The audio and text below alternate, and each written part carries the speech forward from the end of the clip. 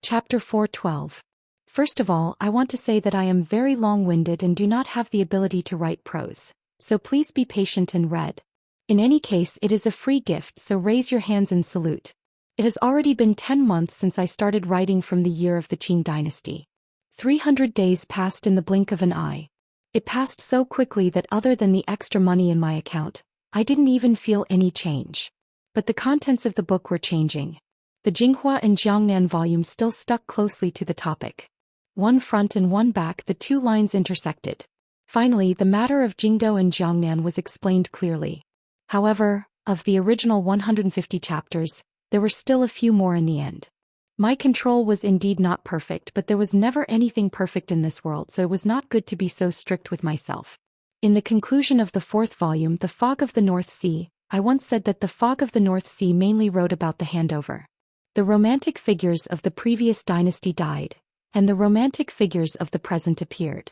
This volume, Jinghua and Jiangnan, was actually a process of succession. In reality, between the older generation of Shao and Zhuang Mo and Han and the younger generation, there was still the middle generation, represented by the emperor, the eldest princess, and the 4 great grandmasters. Their strength was the strongest. If Fan Xian and Haitang wanted to take over, they had to break through this tough barrier. However, this had to be a long process. Given Fan Xian and Haitang's current strength, they could only slowly wait for an opportunity. Fortunately, that middle generation was not a piece of iron. There would be big problems between them. This was the main content of the last 2 volumes. The succession in this volume was a difficult kind of work. Destruction was always easy and construction was always difficult. In this volume, Fan Xian fought the princes in Jingdou and subdued the Ming family in Jiangnan. Although he did not succeed completely, he still achieved his desired goal. However, this process was too troublesome. After the troublesome process, Fan Xian finally truly controlled the Overwatch Council and the palace treasury. He began to emit the aura of a bastard. A friend suggested that the 5th volume was written well, but the style was a bit too gloomy. I had to admit that there was nothing I could do about it. Brilliant political battles never existed. In a society with imperial power, one could not rely on criticism and self-criticism to resolve internal conflicts. The reason why I had such a feeling, apart from the content of this scroll, was because I wasn't very good at writing such schemes. My IQ was only at the level of the average person, so when I wrote, it was natural for me to feel gloomy and sluggish. The first half of the 5th volume wasn't too bad.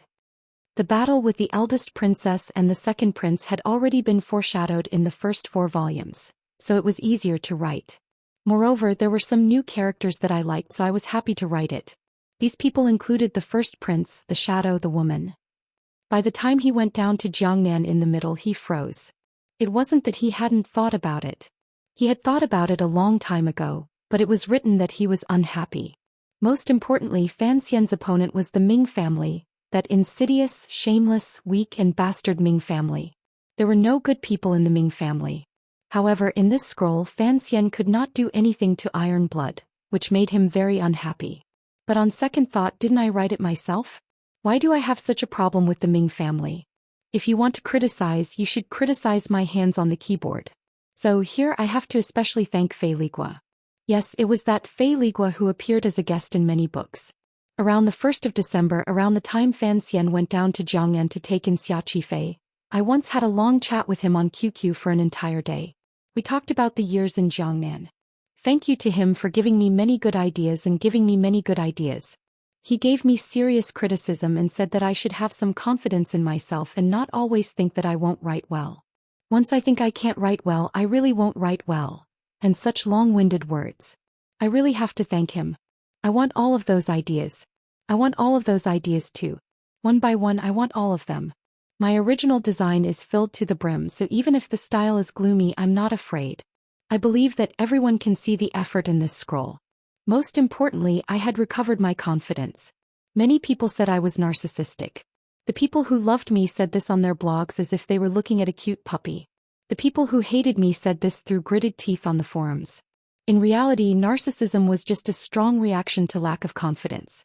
I always thought that I could write better, so I wasn't confident. But later I finally understood that my writing was good enough. At least it was worth the money everyone spent on subscriptions. That was enough. I always thought that I could write better, so I wasn't confident. But later I finally understood that my writing was good enough. At least it was worth the money everyone spent on subscriptions. That was enough. At the same time, I had to thank those readers on QQ who generously gave suggestions.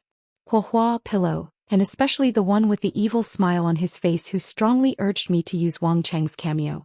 There were also a few people whose names I had suddenly forgotten. Plum Blossom? Sorry, I won't be listed. Thanks to all the TV. The 5th volume, Beijing Jiangnan. What I liked the most were the occasional chapters in the first half of the novel. For example, listening to the wind and rain in a small building, or an assassination in a rainy day.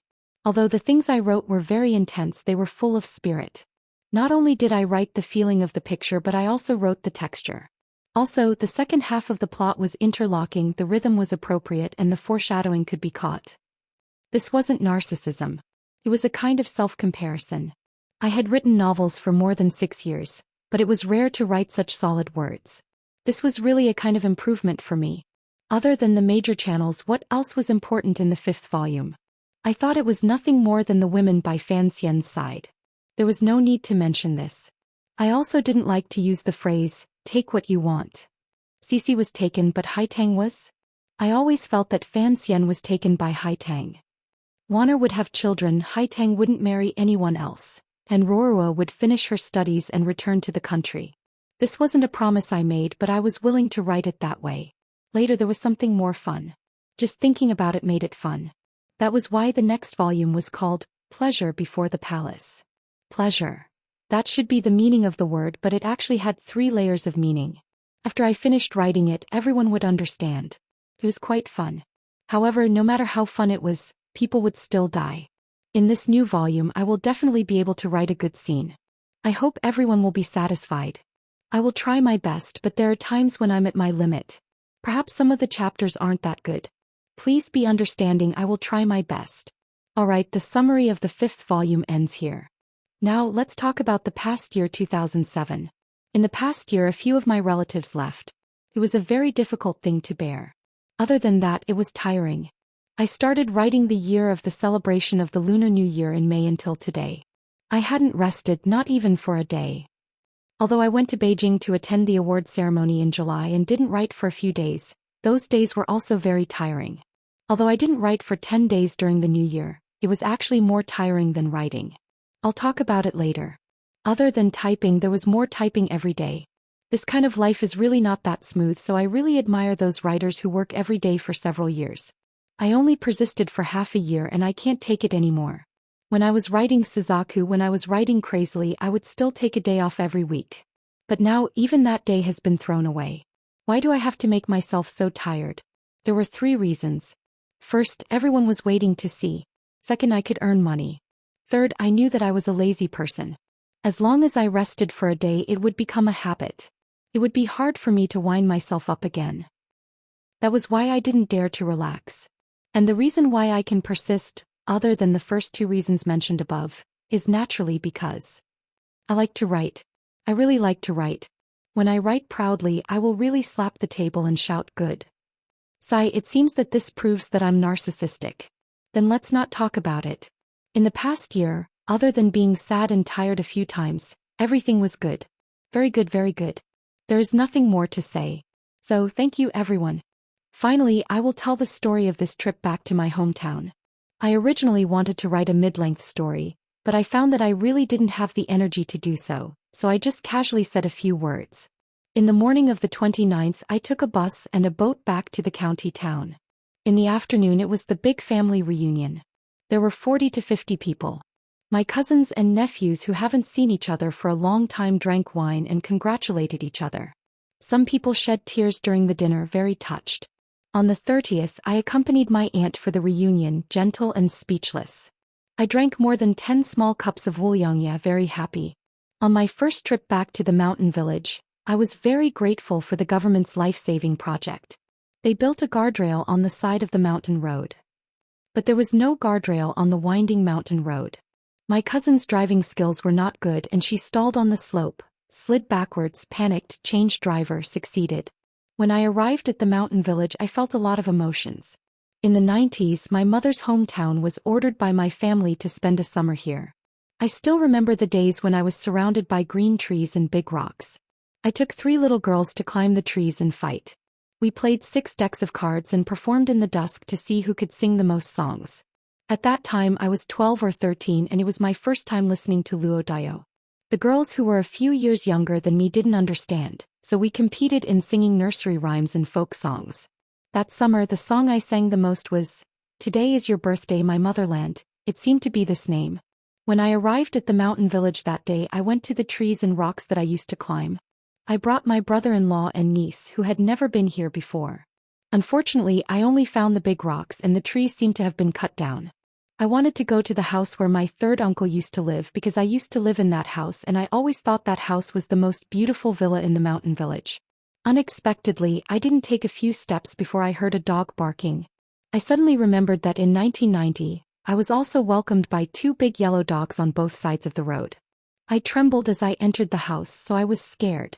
Unexpectedly, it was a black dog that looked like Chin Shuping. My third uncle had moved to the county town. In the village there were a few uncles, a lot of uncles. They were busy giving New Year greetings, reminiscing and being moved. 4 days passed in a flash. During these 4 days there was no internet, no computer, and my cousin's newly built house didn't move the TV over, so I didn't even watch TV. At night, I would stand on the balcony of the new house and stare at the lights on the opposite mountain ridge in a daze. The night in the mountain village was very dark and the lights really looked like the stars in the sky. It was not a petty bourgeois, although it was really something. The main reason was that we went to the mountain ridge on the 2nd day of the new year. The mountain ridge was called Zhongxingliangzi, and it was directly opposite our village. There was a river between the 2 mountains and there was a stone dam on the river. It was very beautiful. The problem was that the mountain was very high. It looked very high from the mountainside, not to mention the climb up the mountain. But we still had to go there. It was because it was the place where my mother had fought and lived 30 years ago. After she graduated from the teacher's college, she was assigned to teach in the primary school on the mountain. She lived there with her sister and grandmother for more than 5 years. When my mother left the mountain she was already 8 months pregnant with me. She went down the river to Yichang. I was always curious. How did my mother walk down the mountain with a big belly? My mother was now more than 60 years old. She told us clearly that she couldn't climb up the mountain anymore. As her children we had to take her place and go to the primary school in the mountain village 30 years ago. Moreover, my sister was also very motivated. She had lived there until she was 5 years old and her feelings for me were deeper than mine. On the 2nd day of the new year my sister, brother-in-law, eldest cousin, second cousin and little cousin went up the mountain. I held the bamboo stick that my niece had made. When we went down the mountain we met my cousin and her husband. We chatted for a while before crossing the river and climbing to the other side of the mountain. I decided to give up. I was tired. I was so damn tired. My eyes began to sparkle. It showed how my typing job was harming my body, and how hard it was to climb that mountain. I didn't need to describe my feelings in detail. Anyway, my sisters and brothers had coaxed me and tricked me. We took 3 steps at a time and finally reached the top. The top of the mountain was flatter than the middle of the mountain. There were fields and houses. Of course, there were people there and there was an elementary school. The old school from 30 years ago had been demolished, but the new school was still on the mountain. We first went to the new school and took some pictures. In a noisy classroom we found many people playing pai gao and gambling. Then we went to the old school and chatted with the residents next to the school. We found that the old school had been demolished and only a dam was left. My sister sighed and said that we used to play on this dam. It was foggy and cold at the top of the mountain. I couldn't describe it. When I went to the department store to buy water I heard a name. It was something called Chui. I remembered it was my sister's playmate. I asked her and learned that she had married in Hubei. The most successful thing was that we found the home of one of my mother's good friends next to the old school. The poor auntie had moved to another place. We only saw her uncle and her son. The uncle didn't remember what had happened in the past. He only remembered his mother's and father's names. He also remembered that his father was a soldier. The auntie's son lived in the Chengdu Sports Institute. She gave us her phone number. We exchanged greetings and felt touched. Then we went down the mountain and returned to the village. I told my mother the details and her phone number. A few days later she contacted the auntie. We planned to have a good chat later. When we returned to the village we met her eldest cousin's son and daughter. They were very sad. My eldest cousin was the sister I had mentioned in the article. She had passed away. Alright, let's not talk about this anymore. Life in the village was good. My niece, brothers and sisters had fun. I saw them playing landlord and climbing the mountain happily. It was like a pilgrimage. My sister told me that if I didn't climb up I would regret it for the rest of my life. Now I believe it because I have climbed up. In the future I will let my niece climb there again. My mother didn't have a good time on the mountain. However, she didn't tell me the details. Fortunately, there were many uncles who could help carry things up. She only told me that on the first day she brought her sister and grandmother to the elementary school. The wind was strong and it was raining. The three women, old and young, hugged each other. Grandmother comforted my mother. "Daughter, don't be afraid." We left the village on the 4th day of Chinese New Year. On the 5th day we went to warm up the son-in-law's house. Son-in-law was someone close to us. Now that we met across the yellow earth, we didn't feel as sad as when we first heard the news. It was more of a comfort. The younger generation was living well. After kowtowing and burning joss paper, we arranged the dishes and wine along the graveyard.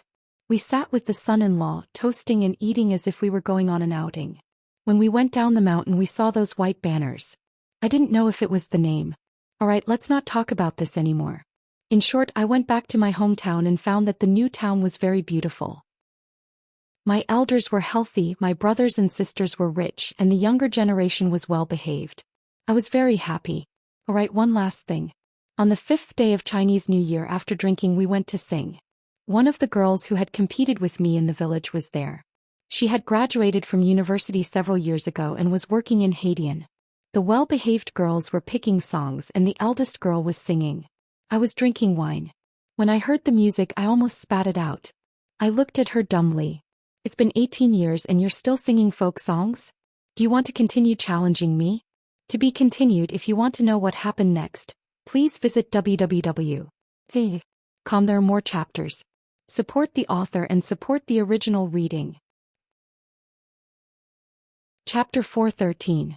Daiutai, 10 years without going to the wild goal guess. White clouds come and go, green mountains remain, drinking to one's heart's content. Owing Izhou's talent, offending Lu Ruan's drinking ban, returning Li Du's poetry debt. Saorzhai laughs at me, I laugh at Saorzhai. Returning in the evening, the wild apes on West Lake Mountain mourn. In 20 years how many romantic freaks, flowers wilting and flowers blooming. Gazing at the clouds, the platform for worshipping generals. Sleeves of the stars to pacify the country, breaking the Yenyue bewitching stronghold. Saorzhai laughs at me, I laugh at Saorzhai. Yuan Zhang Kajio Hall, 2 poems of Saorzhai rhymes as a note. The weather in Wuzhou was hot. Perhaps the little wild flowers in the corners of the streets knew their days were numbered, so they used all the strength in their bodies to angrily carry out their final bloom. The yellow color contrasted with the gray city walls and appeared all the more eye-piercing. On the right side of the straight path next to the lake was a restaurant that had just been built in Wuzhou. It was the quietest and liveliest place to go.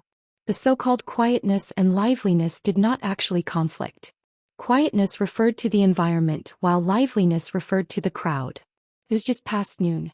The sun in the sky gave off a piercing light.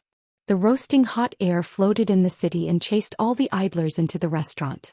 Behind the restaurant was a small lake that had just been opened. The wind from the lake poured in like a large fan produced by the palace treasury. However, it did not require manpower and could still bring a sense of coolness to the people in the restaurant. The green duckweed on the surface of the lake was very flourishing. It covered the surface of the water thickly, blocking out the sun and using its shadows to protect the fish in the water. Ever since Jingdo had an additional place called Baoyue Brothel, all the restaurants in the world seemed to have gone crazy overnight and learned this kind of arrangement. There was a lake behind the building and a courtyard by the lake. However, the buildings, lakes and courtyards of Wuzhou actually all belonged to one person. For the people of Wuzhou, this person was like the quietness of the building, the duckweed on the lake and the cool wind passing through the people. He was everywhere, protecting everything in Wuzhou. Wuzhou did not have a great shang, no great clan, no great army. There was only this person. Ever since 20 years ago, after this poor man had entered officialdom, his name had become the symbol of Wuzhou. As long as he was there, the days of the people of Wuzhou were good. Everyone had nostalgia for their hometown. Although everyone in the world thought that Sir was the most treacherous person in all of history, for Wuzhou, Sir was Wuzhou. Even in officialdom, people often abandoned the taboo name and directly called Sir Lin Wuzhou. Yes, the person we are talking about right now is the last Prime Minister of the Qing Kingdom, the former Prime Minister who now lives in retirement in Wuzhou, Lin Ruofu. Ever since Lin Ruofu had resigned and returned home, given his identity, he rarely came out to meet with the people of Wuzhou. Even the Zhizhou, who was as respectful as a grandson, and the governor, who carried out the etiquette of a disciple, did not have many opportunities to see his appearance. But his influence on Wuzhou City was still unparalleled. Putting aside influence, at least half of the businesses in Wuzhou City were surnamed Lin. Wuzhou City flourished because of his greed for the world. Thus, no matter what, the people of Wuzhou would not say a single bad word about Lin Ruofu, even those hot-blooded students. But the same could not be said for others. I will cry out for this injustice for the Ming family. In the restaurant, a man of about 30 said angrily. His brows were full of anger. No one knew what he did, but the sharpness in his words could not be hidden. Could it be that after forcing a life to die, the court will just find some salary and let it go? The influence of the Jiangnan matter was too great. It also affected the Wuzhou region of Jiangbei. In the present world, there was much discussion about the Jiangnan matter. After all, Qing Kingdom was not a sealed-off country that strictly restricted speech, and the 8th Bureau of the Overwatch Council did not have the ability to supervise all the places outside of Jingdou. Thus, when people discussed, they were very bold. Because of the old Ming matriarch's abnormal death, the reputation of the imperial envoy patrolling Jiangnan Road, Fan Xian, had taken a great hit. After a series of actions, the Ming family was already in a precarious position, further proving Fan Xian's ruthlessness. The people of this world often sympathized with the weak, so in the discussion, there was some disdain for the government. However, ever since Fan Xian had stepped onto the stage, he had been too dazzling. Even the darkness of the Overwatch Council could not take away his brilliance. Thus, not everyone was crying out for the Ming family's injustice. Those young students who had gotten the news from somewhere, once again leaned closer to the side of the leader of the scholars, Sir Fan Jr. When all was said and done, not many people believed that Sir Fan Jr., who had a belly full of poetry, would covet the Ming family's silver. The Ming family? What injustice! A young man in his early 20s laughed mockingly and said, "He is nothing more than a bandit who colludes with pirates to kill people and steal goods. For Sir Fan Jr. to deal with them is the fortune of the court and the fortune of the people. Only an idiot like you would do such a foolish thing." The middle-aged man's anger flared. He slapped the table and said, "Where did these pirates come from? Don't try to slander me. I am from Suzhou. The old Ming matriarch is merciful. She is already dead. How could she allow a child like you to carelessly frame her?" The young man who had argued with him earlier was a scholar from Wuzhou. Hearing the middle-aged man announce his background, only now did he know that he was a traveler from Suzhou. He couldn't help but laugh coldly.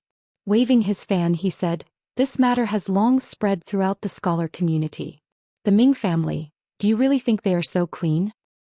On the other hand, Sir Fan Jr., dare I ask, do you know what kind of shameful things Sir Fan Jr. has done?" The Suzhou merchant paused and thought about it carefully. He realized that Sir Fan had been working for the court in Jingdou these few years. If one were to say that he had done something evil, there was indeed no way of saying it. The Wuzhou scholar smiled slightly and said, "Can't think of it, right? Sir Fan Jr. is a gifted talent and has maintained his integrity. He uncovered the scandal in the spring examinations and went to northern Qi to spread the might of the country. How could such a person compete with you, a stinky merchant, for profit?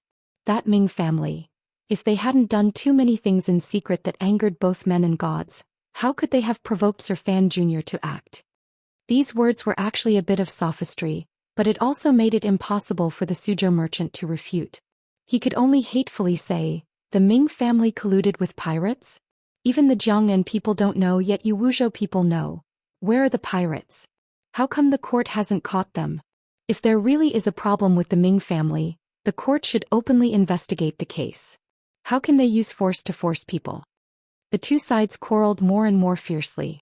Their voices gradually grew louder and their anger grew. Although the merchant had not run out of excuses, his face was already red. He stood up, rolled up his sleeves and prepared to fight. Fortunately, someone came up to stop him from the side so the weak scholar did not lose out. However, no one noticed that during the process of stopping the fight, a few black feet seemed to have kicked the Suzhou merchant a few times, making him cry out repeatedly. Looking at this scene, the people in the restaurant were slightly surprised, particularly the travelers passing by Wuzhou. They were arguing about Sir Fan Jr.'s matter. But why did it seem like the Suzhou merchant had offended all of the people of Wuzhou? After watching for a while, these travelers felt their hearts grow colder. Even the waiter had gone up to kick him. Finally, someone could watch no longer. A delicate cry came from a table in the corner. "All of you stop." The owner of the voice was a woman. She was dressed in tight light yellow clothing that wrapped around her curvaceous body. At her waist was a long sword. It looked like she was a Jianghu figure. Her appearance was very delicate. When the people at her table heard this shout, they all cursed inwardly, thinking that their junior sister was going to cause trouble again. They looked at the master behind the table with some fear and wanted to call the woman back, but they didn't expect that the woman would be so fast and had already walked to the center of the building. The master of the group at the table had a calm expression. He was almost middle-aged. His energy was restrained all over his body, making it difficult to see how deep he was. He only shook his head with a slight headache. It seemed that he had no way of dealing with this girl. The few people who were in the middle of fighting saw a meddlesome person and dispersed, leaving the pitiful Suzhou merchant in the middle. After all, this woman had a sword by her side. Normal commoners would not want to provoke her. "Why are you hitting him?" the woman furrowed her brows and asked with a shout. The Wuzhou people in the restaurant smiled and couldn't be bothered to pay attention to him. It was the scholar from earlier who smiled coldly and said, "Insulting an official of the court in public. Even if the officials are magnanimous, are we not allowed to hit him?" "Insulting an official of the court?" The young woman furrowed her brows in disgust and said, "What is so great about Fan Xian?" There was a clamor in the restaurant. Even if the Suzhou merchant had been disrespectful toward Fan Xian, hearing this woman shamelessly look down on Fan Xian, he couldn't help but be surprised. Who was Fan Xian? In this world, which young man could be more famous than him? How could this girl dare to speak like this? The Wuzhou scholar smiled coldly and said, "Sir Fan Jr. is indeed not that great. However, it is difficult to find someone more extraordinary than him in this world." The beautiful woman furrowed her brows as if she felt that bullying these people was not much of an ability. She asked, "What does this have to do with you?" The Wuzhou scholar laughed slightly and said, "You don't understand? Sir Fan Jr. is the son-in-law of Wuzhou. This person dares to say bad things about our son-in-law in a Wuzhou restaurant. Don't you think he's asking for a beating?" The son-in-law of Wuzhou. Fan Xian had married Lin Ruofu's daughter. Naturally, he had established a close and exceptionally strange relationship with Wuzhou, a place he had never been to before. After Prime Minister Lin had abdicated, Wuzhou had no one to speak for in Jingdou. The people were not many and somewhat angry. However, Fan Xian, the son-in-law, was so domineering. The people of Wuzhou also felt honored. How could they allow foreign travelers to talk about Fan Xian so wantonly? The beating the Suzhou merchant received was truly an unexpected calamity. Who told him to forget Sir Fan Jr.'s relationship with Wuzhou? The beautiful woman seemed to hate hearing Fan Xian's name. The corners of her lips twitched slightly, revealing a glimmer of mockery. "So what? I don't see him being presumptuous in Northern Qi. So he is just relying on his father-in-law's prestige and hiding in Wuzhou like a turtle." So, the people at this table were Northern Qi people. Although the Qing kingdom and Northern Qi had long restored diplomatic relations, the two countries were connected through marriage, and with the matter of Ku He taking a disciple, they were, after all, old enemies of decades. The hatred between the people of the two countries had not decreased much. At this moment, when they heard the woman reveal her identity, everyone in the building revealed expressions of alarm and fear. Even the Suzhou merchant who had been beaten felt unlucky and spat on the floor. Without saying a word of thanks to his benefactor, he turned around and went downstairs. The beautiful woman was of noble birth, and her teacher was a leading existence in the world. Since childhood, she had never received so many supercilious looks. Her mood immediately became terrible. It was at this moment that the Wuzhou scholar cursed angrily. "If Sir Fan Jr. is a turtle, then what is your Northern Qi saint girl?" The restaurant immediately quieted down. It was so quiet that even the movement of the hair next to the beautiful woman's angry face could be heard. The Northern Chi woman's expression became cold. A glimmer of coldness flashed through her eyes. It was as if she had been truly angered by these words. Her fingers slowly pressed against the hilt of the sword at her waist. A wave of sword intent forced out and immediately froze the cool breeze in the restaurant where it was. Such a mysterious realm, how could a normal person stand against it? The Wuzhou scholar only felt his legs weaken. With a face full of shock, he was about to kneel to the ground. At the table, the teacher of the Northern Chi woman, a middle-aged man with a solemn expression, shook his head in disapproval and said, "Don't hurt people." The Northern Chi woman hatefully let go of the hilt of her sword, but her expression flickered. She struck out with her palm. At this moment, a gray shadow flashed and blocked in front of the Wuzhou scholar. The middle-aged man at the table furrowed his brows. The beautiful woman had struck out with her palm long ago and could not pull it back. Crashed forcefully into a hard object. She gave a muffled grunt and felt a powerful force coming from the other person's body. He was not a match at all. Her chest felt heavy and she was shaken back a number of steps. The newcomer was dressed in gray. One hand steadily blocked in front of his body. Between his thumb and index finger was a long knife. The tip of the knife was resting on the floor. He had used this knife to block the beautiful woman's faintly discernible palm. The beautiful woman looked at the strange knife in the gray-clothed man's hand and his expressionless face. She huffed coldly.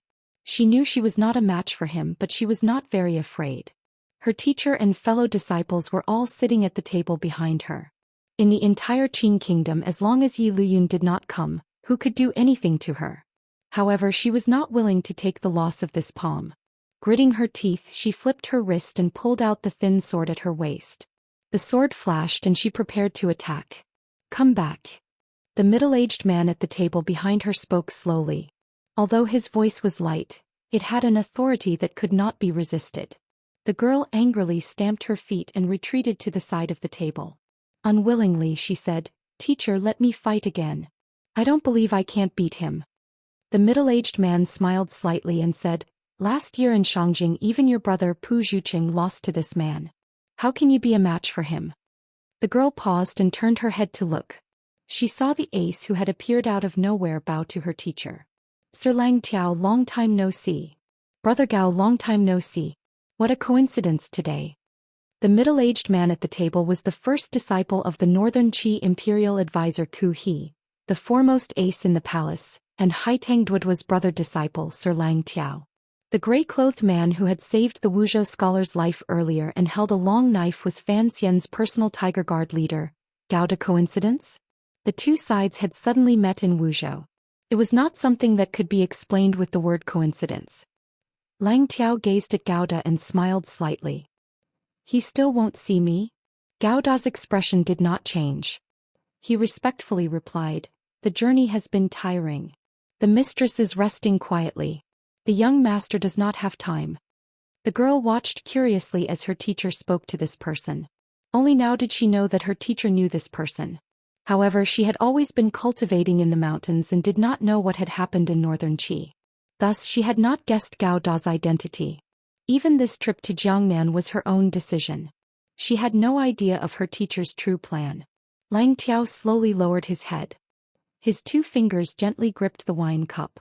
In a quiet voice he said, "Please help me bring a message. This matter cannot be dragged on like this. We Northern Qi people have our own pride." After saying this, Lang Tiao rose and prepared to lead his group of disciples out of the building. At this moment, a bamboo curtain by the side of the building moved slightly. A handsome and delicate young man slowly walked out from behind the curtain. This young man's appearance was very elegant. His lips were thin and slightly pursed. There was a harmless smile on his face. However, there was a glimmer of a heart-chilling meaning in this smile.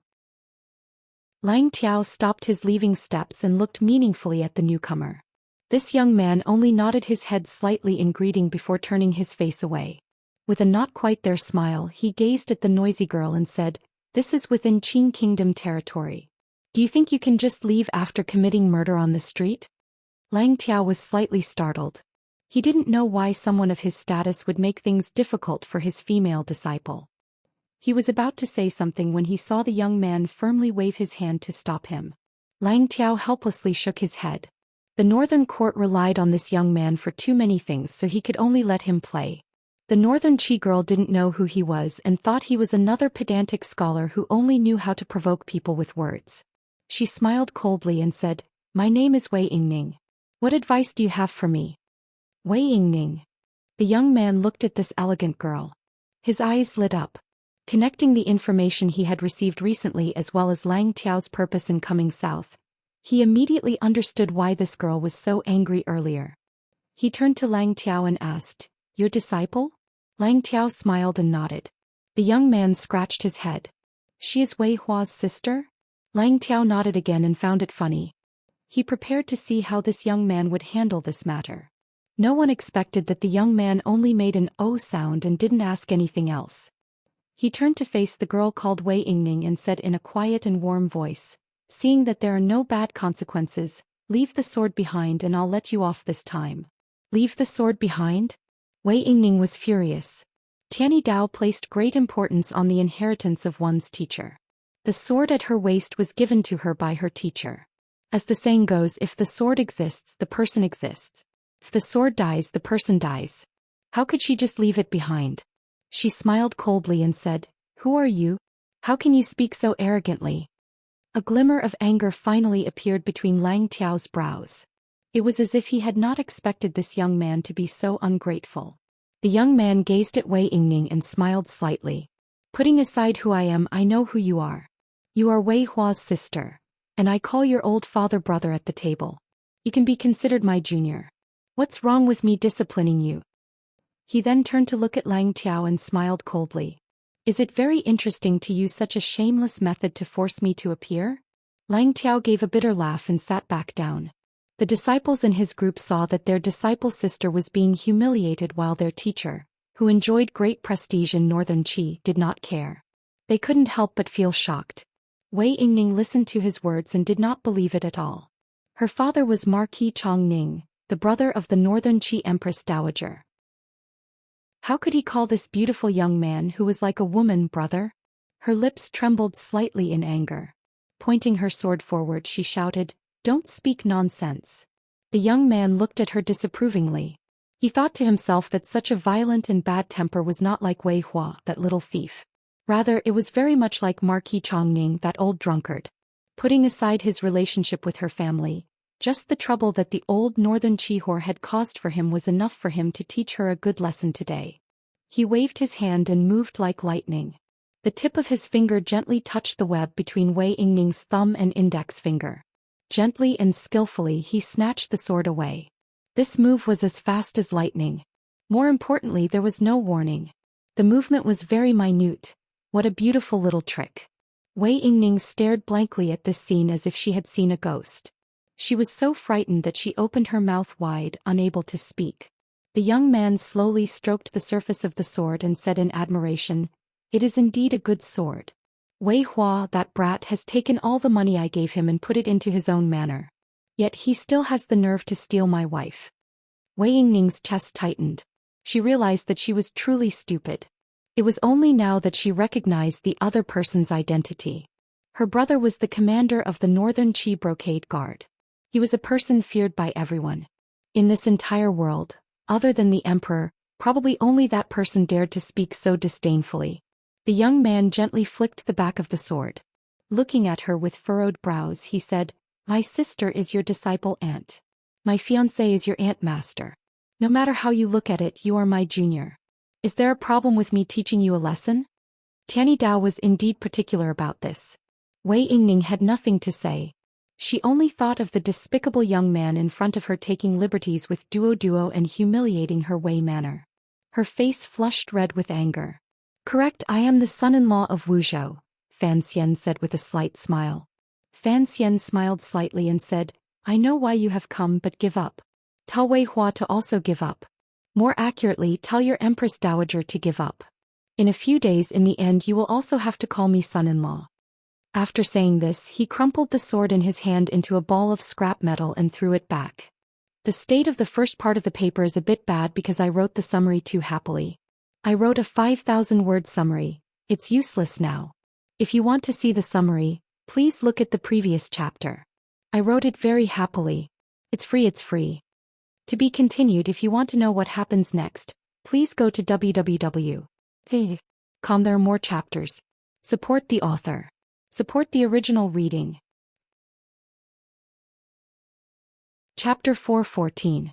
It was said that Fan Xian and his group had long left Hangzhou and had been in Wuzhou for almost half a month. However, other than reporting this matter to the emperor, it was not revealed, so the people of Wuzhou did not know of this matter. However, there were no absolute secrets in this world, particularly something like returning home to visit relatives. It was impossible to hide it from everyone. Thus, it was not difficult to imagine that the head disciple of the Northern Qi imperial advisor, the foremost ace in the palace, Sir Lang Tiao, knew of Fan Xian's whereabouts. Lang Tiao's trip to the south touched upon an unusually interesting problem. Starting from the spring of the 6th year of the Qin calendar, the Northern Qi Saint Girl Haitang Duo came to Jiangnan alone and met with Fan Xian. The story of these few months had long spread throughout the north and south of the Yangtze River. Under Fan Xian's purposeful arrangements and the spread of rumors, everyone believed that there was an indescribable, ambiguous and warm relationship between the imperial envoy of the Qin court and the Northern Qi Saint Girl Haitang. Just like how Fan Xian and Haitang were worried about on that bed and under that large blanket, such a romantic story between a man and a woman tugged at the hearts of too many people. The Qin kingdom had yet to react, but Northern Qi could not hold it in. Haitang was Ku He's favorite disciple, the disciple aunt closest to the Northern Qi emperor, and the Northern Qi Empress Dowager's favorite junior. Such an outstanding woman, such a Tianmai being responsible for raising the spirits of the Northern Qi people and raising the morale of the entire country, was rumored to be marrying into the Qin kingdom.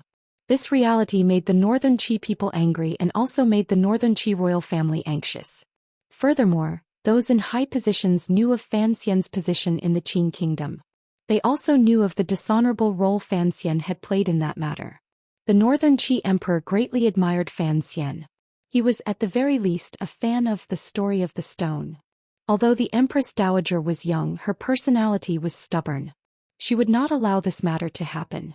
On the issue of Xinzhong Shongshanhu, and the issue of the provost of the Brocade Guard, the young emperor of Northern Qi had successfully forced his mother to make concessions.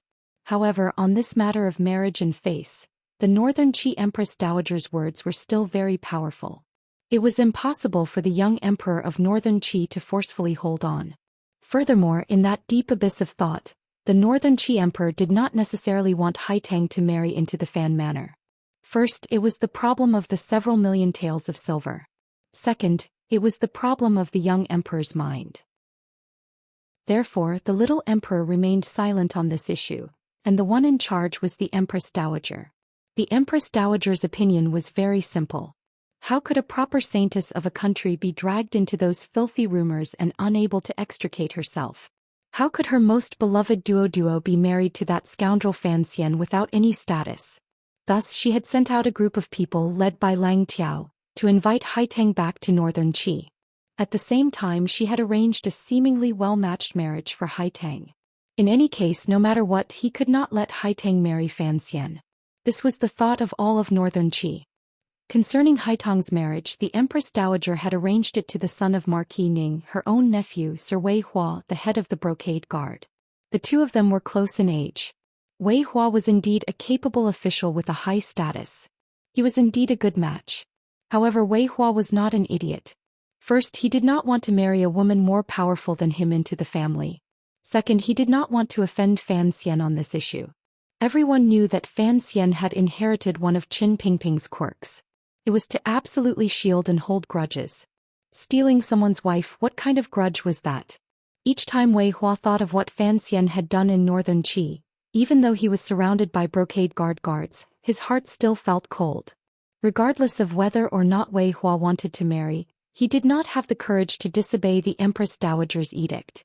He could only use the Brocade Guard's secret letter to send to the Overwatch Council in the south to explain the matter to Fan Xian.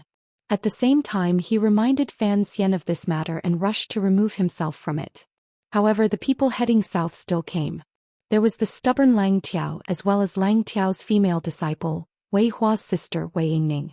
Wei Yingning liked Haitang just like all the women in northern Qi. She had always thought that the commissioner of the Overwatch Council in the south had used some shameful trick to keep Haitang in Suzhou. When she found out that the Empress Dowager had ordered Haitang to become her sister-in-law, she was the happiest person. Thus, after coming to Qing Kingdom, she became the angriest person. Looking at it from another angle, the things Fan Xian had done and said were an intolerable humiliation to Haitang's future husband's family, the Chongningho manor. That was why Wei Yingning was so impulsive. She was impulsive, but that did not mean her teacher Lang Tiao would also be impulsive. Lang Tiao was Ku He's first disciple and one of the most powerful figures in the world. Of course, he knew why the Empress Dowager had sent them on a diplomatic mission to the South Kingdom. After passing Wudu, they headed south but stopped in Wuzhou. They did not go straight to Suzhou to bring Haitang back home.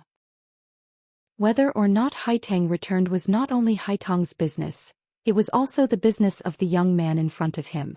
Lang Tiao looked at Fan Xian's delicate and peerless face and couldn't resist letting out a sigh.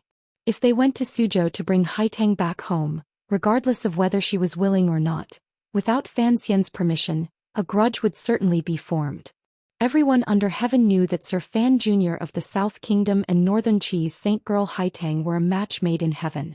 Even someone as proud as Lang Tiao did not dare to provoke Fan Xian too much on this issue. Without Fan Xian's permission, they wanted to bring Haitang back to Northern Qi. They were also afraid that they would face the pursuit of the Qing army. Thus he had them stay in Wuzhou. He wanted to meet with Fan Xian and report this matter. However, Fan Xian clearly knew that these people were in Wuzhou, yet he continued to avoid them. This was normal.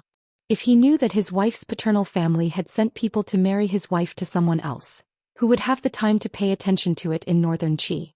It was already good that he did not send an army to wipe them out. This was the background and prelude to the series of conflicts in the restaurant. The Northern Qi people in the restaurant heard Fan Xian's frivolous words, particularly the son-in-law, and couldn't help but feel angry. They thought that the Qing people were indeed shameless.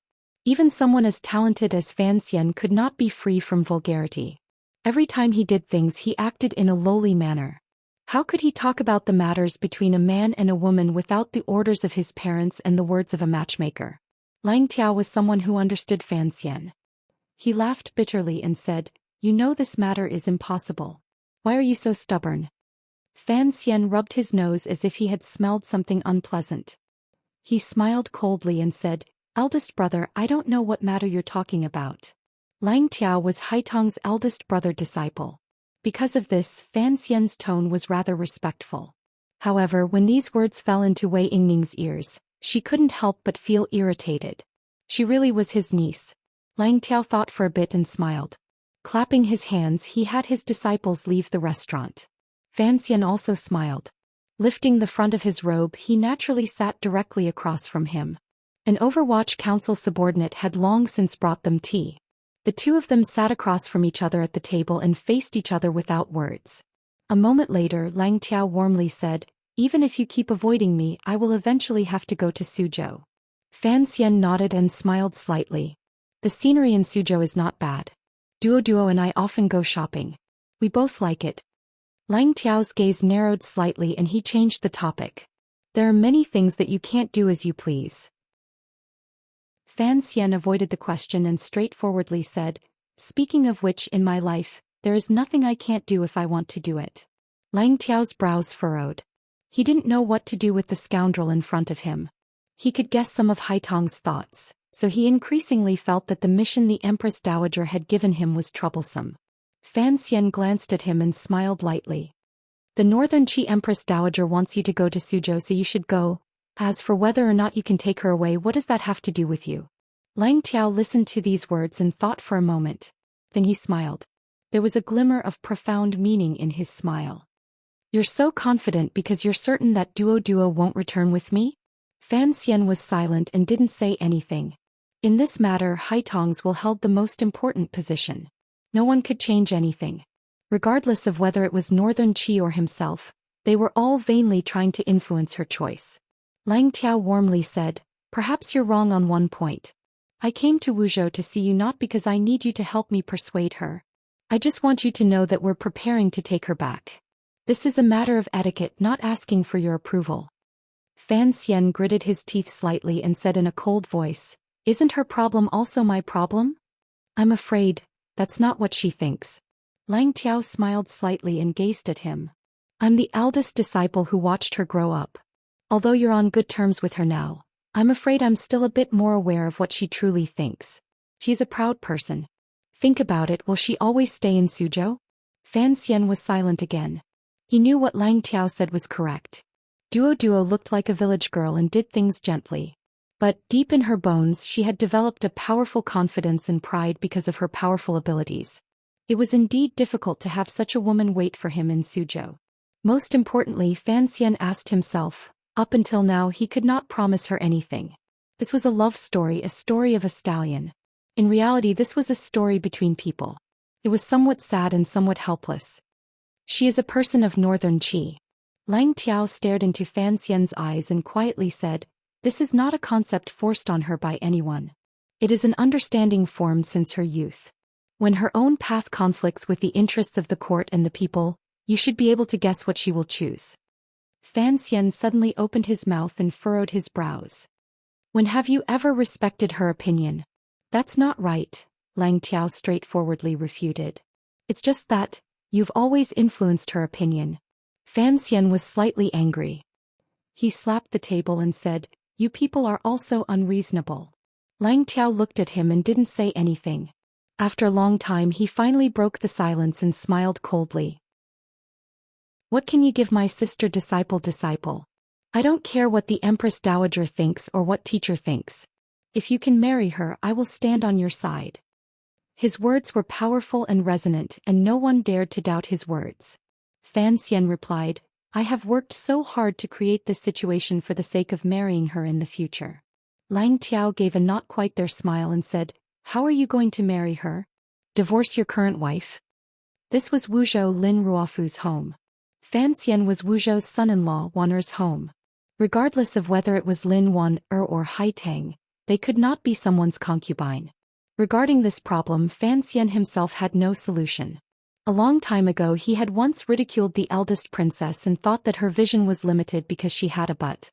Only now did he sadly discover that he also had his own limitations. He was not as good as Yi Qingmei, not as good as his mother. He was sitting on his butt in this world, but he temporarily had no way to break through the world's resistance. Looking at Fan Xian's expression, Lang Tiao smiled faintly. "Coming to Wuzhou is just out of courtesy to let you know. After all, in the Qing kingdom you are the closest to us. It is not good to hide these things from you. To tell you the truth, if we go to Suzhou, Duo will certainly come with us." Fan Xian was silent, thinking of Duo's nature and nature. He knew that Lang Tiao's words were correct. Duo was too smart, so she was too stupid, too merciful, and so she was too cruel to herself. "You should go to Suzhou." Fan Xian didn't know if he had thought through something or not as he spoke with a slight smile. At this moment it was Lang Tiao who froze. Fan Xian warmly said, "I've thought it through. It's never good to be too selfish in this matter. It's also not good to have her bear the pressure of a country. She wants to go back, then go back. It's like returning to her maternal home." Lang Tiao sensed a trace of uncertainty in his words. Fan Xian continued to smile. "So what if I go back to Northern Qi? You know your junior marshal sister. How could she marry Wei Hua? Your family's Empress Dowager's thinking is too simple." Lang Tiao grunted. Fan Xian closed his eyes slightly. A mocking smile rose to the corners of his lips. "Even if you asked Imperial Advisor Ku He to come out and Haitang was forced to marry. But what?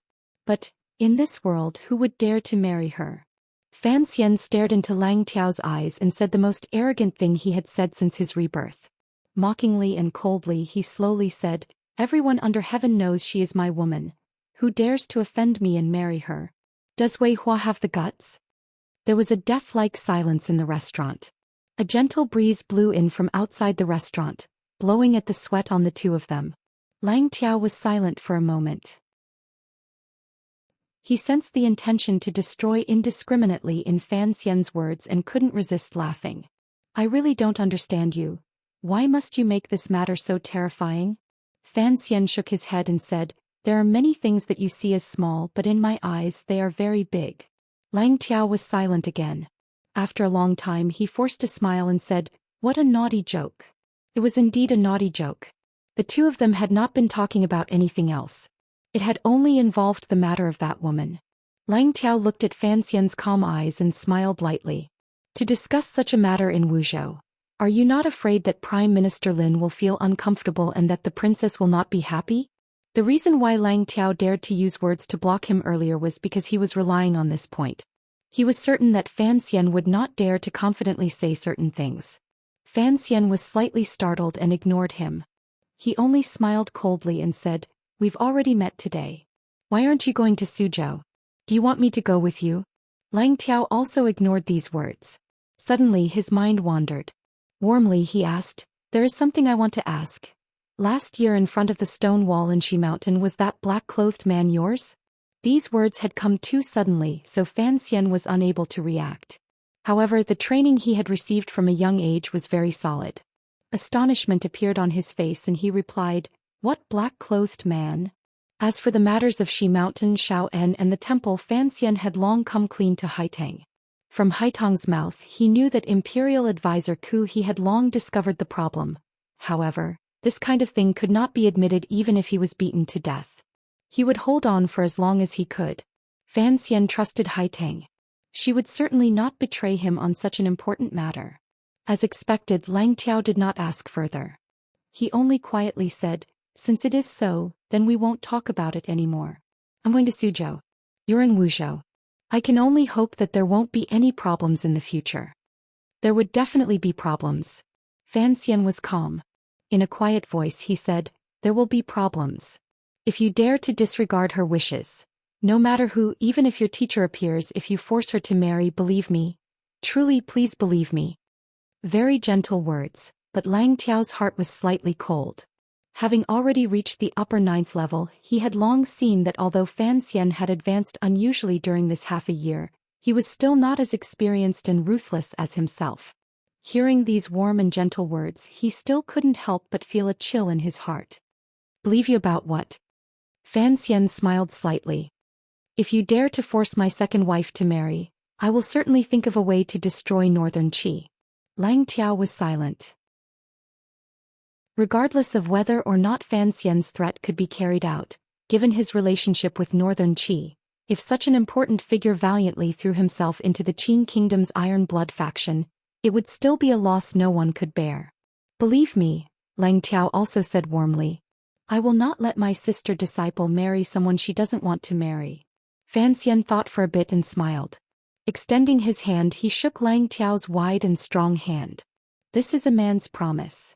A glimmer of a smile suddenly flashed through Lang Tiao's eyes. "Perhaps it's not just a man's." Fan Xian was slightly startled and ignored him. He only said, "To answer your earlier question, regarding the matter of Duo, I am only following my father-in-law's wishes. Regardless of whether or not I can marry her, at the very least I cannot let someone else marry her." Fan Xian's father-in-law was Lin Ruofu, Lin Wanner's father.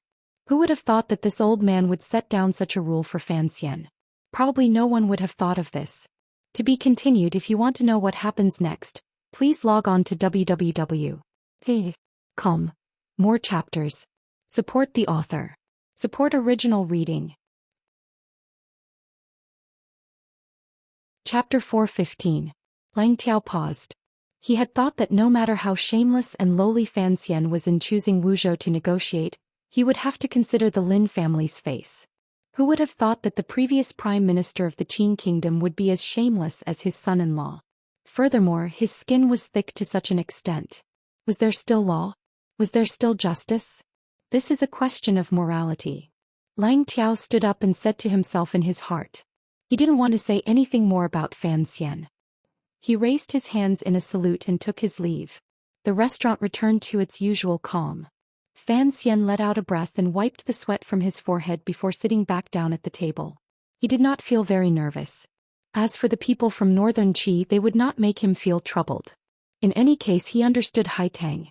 That woman's temper was something even he could not grasp. Even if they temporarily left Suzhou, there would always be a day when they would meet again. As the saying goes, although the Jianghu was far away, there would always be a time when saliva would flow. What truly made Fan Xian nervous and uneasy were the contents of Lang Tiao's silent curses earlier. This was after all Wuzhou Prime Minister Lin's hometown. What would Wanner think if he discussed the problem of him and another woman with guests from far away? Where would Prime Minister Lin put his face? How would he explain it to his family? That was why he had been avoiding Lang Tiao. Part of the reason was because of this consideration. He had come today because Lin Ruofu had very openly and honestly had a conversation with him. It was because of this that he had enough skin and shamelessness to discuss these things with Lang Tiao.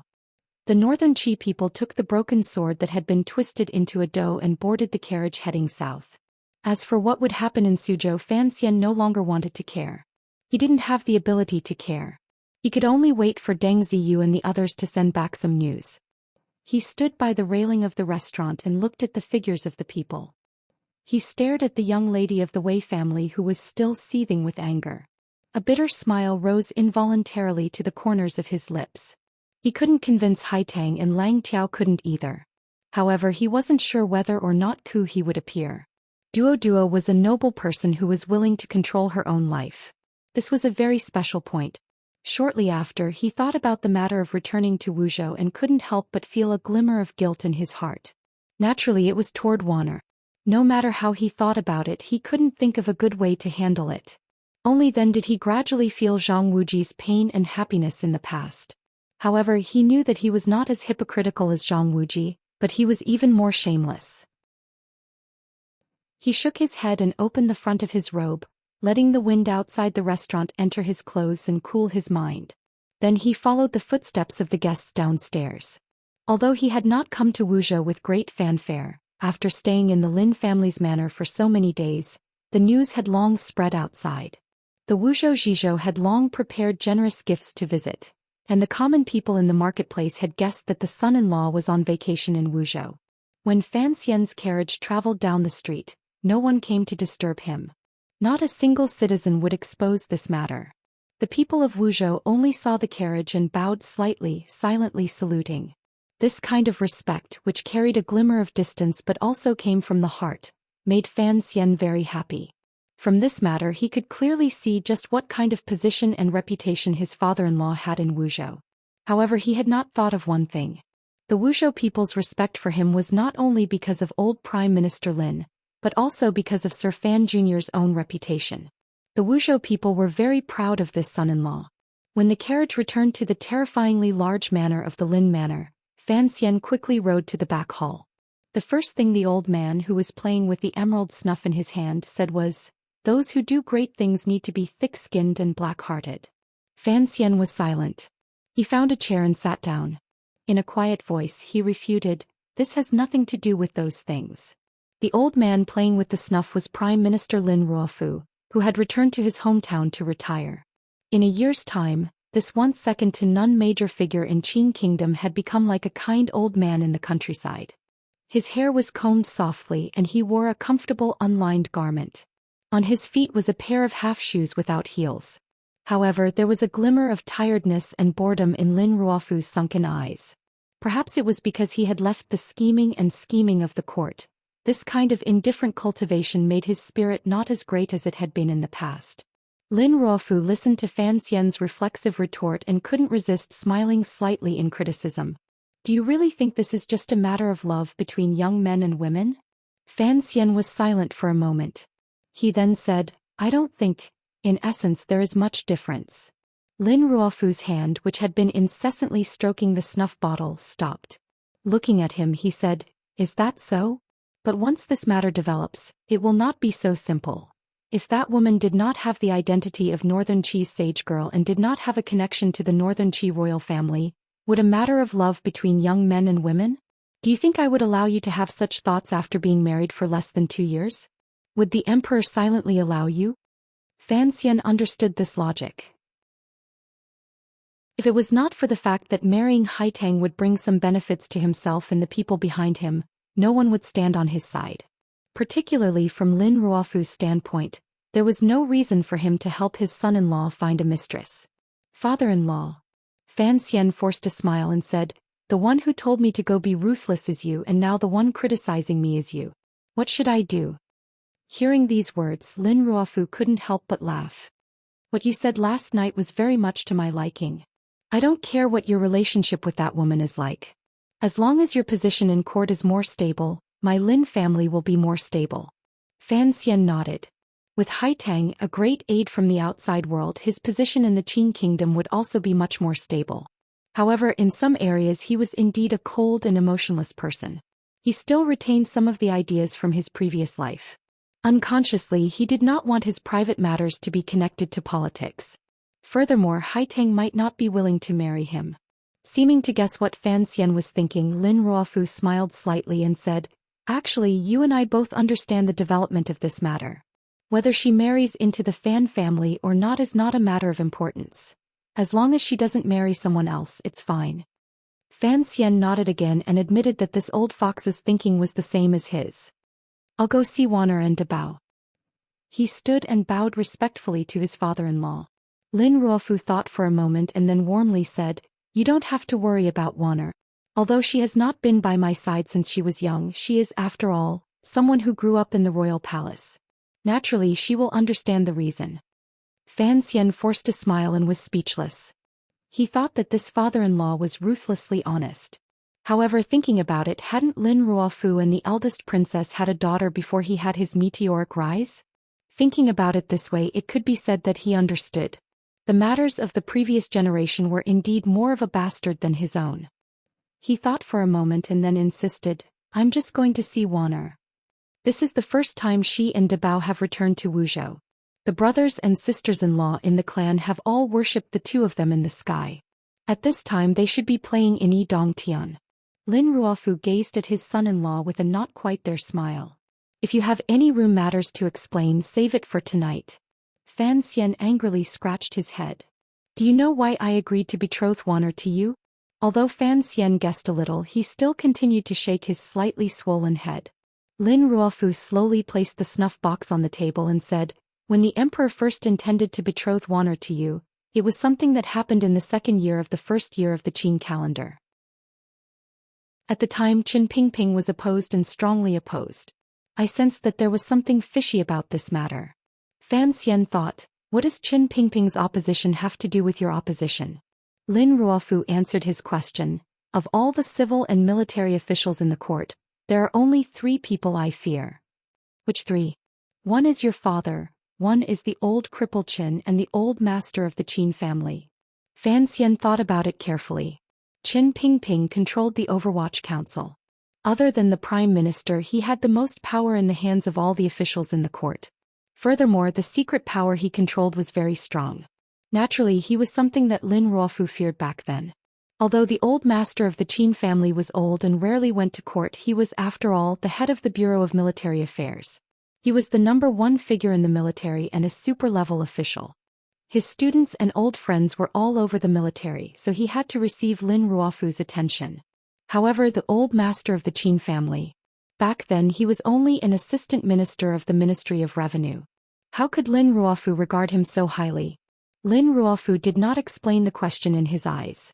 He continued in a quiet voice, "Of these 3, I admire Qin Pingping's foresight the most. Thus, when he strongly opposed your marriage with Chun girl, at the time, this matter did not seem to have any obvious disadvantages. It was the same for either side. Thus, I knew that he must know some secrets that I did not grasp, so..." The old man smiled slightly and said, "I also opposed." Knowing that Wanner and his brother-in-law were traveling, Fan Xian knew that the work of holding up the grape trellises could only be done at night. Hearing his father-in-law's words, he knew that they were preparing to discuss court matters. Thus he sat up straight and listened carefully. Hearing this, he couldn't help but ask curiously, "Then why did you agree later?" "I told you before, perhaps you've already forgotten." Lin Ruofu's smile couldn't help but carry a glimmer of vicissitudes. "Gonger passed away. At my knees I only had Dabao and Chun girl. At the time, the emperor had already revealed his intention to have me leave my post. I have been in court for many years. My reputation as a traitor was not for nothing. I don't know how many people I have offended. Because of my protection, my people have obtained great benefits in this world. After I pass away, who will protect them? Who will protect my Dabao?" Lin Ruofu stared into his eyes and said, "The day you gave me the snuff bottle, I was certain that you could do all of this. Thus I agreed to this matter." The exquisite snuff bottle made of emerald was sitting quietly on the wooden table beside Lin Ruofu. Fan Xian was silent for a moment. He then calmly and sincerely said, "Don't worry, as long as I live I won't let Waner be wronged or Dabao be unhappy." Lin Ruofu nodded his head with gratification. He then sighed and said, "Later when your past came out, only then did I find out that you were Lady Ye's son. Then what else did I have to worry about?" This slowly brought the topic in the direction Fan Xian needed, the direction that he had never been able to say aloud or ask others. "I don't have any capable people in court, other than Rin Shaoan," Fan Xian said with a pained smile. Fan Xian smiled bitterly and said, "On the surface, it looks like I can beat the second prince into a pulp. If that day really comes in the future and I argue in court, I have no one to speak for me." Lin Ruofu clearly knew what he meant but didn't point it out. On the contrary, he smiled and said, "Lao Shu and Xiao Hu, the two most powerful scholars in the Hall of Governmental Affairs, both admire you. Are you still not satisfied?" Fan Xian shook his head and said, "Admiration cannot be eaten. When it comes to choosing sides, who can trust who?" Lin Ruofu stared into Fan Xian's eyes and asked, "You need people you can trust?" Fan Xian did not deny this point. He chuckled like a greedy little bird with its mouth open and drooling, waiting for its elders to feed it. Lin Ruofu looked at his expression and couldn't resist chuckling. He immediately restrained his smile and calmly said, "I won't give it to you." This answer surprised Fan Xian greatly. However, he knew that since Lin Ruofu had put his entire clan on his carriage, he had to give him some help. He would not let the horse run and not let the horse eat grass. Naturally, he had his reasons for answering like this. As expected, Lin Ruofu warmly said, "Are you curious? Ever since I left Jingdo, the court officials have been in chaos. Those who have thrown their lot with the second prince and Yunrui have thrown their lot with the Eastern Palace.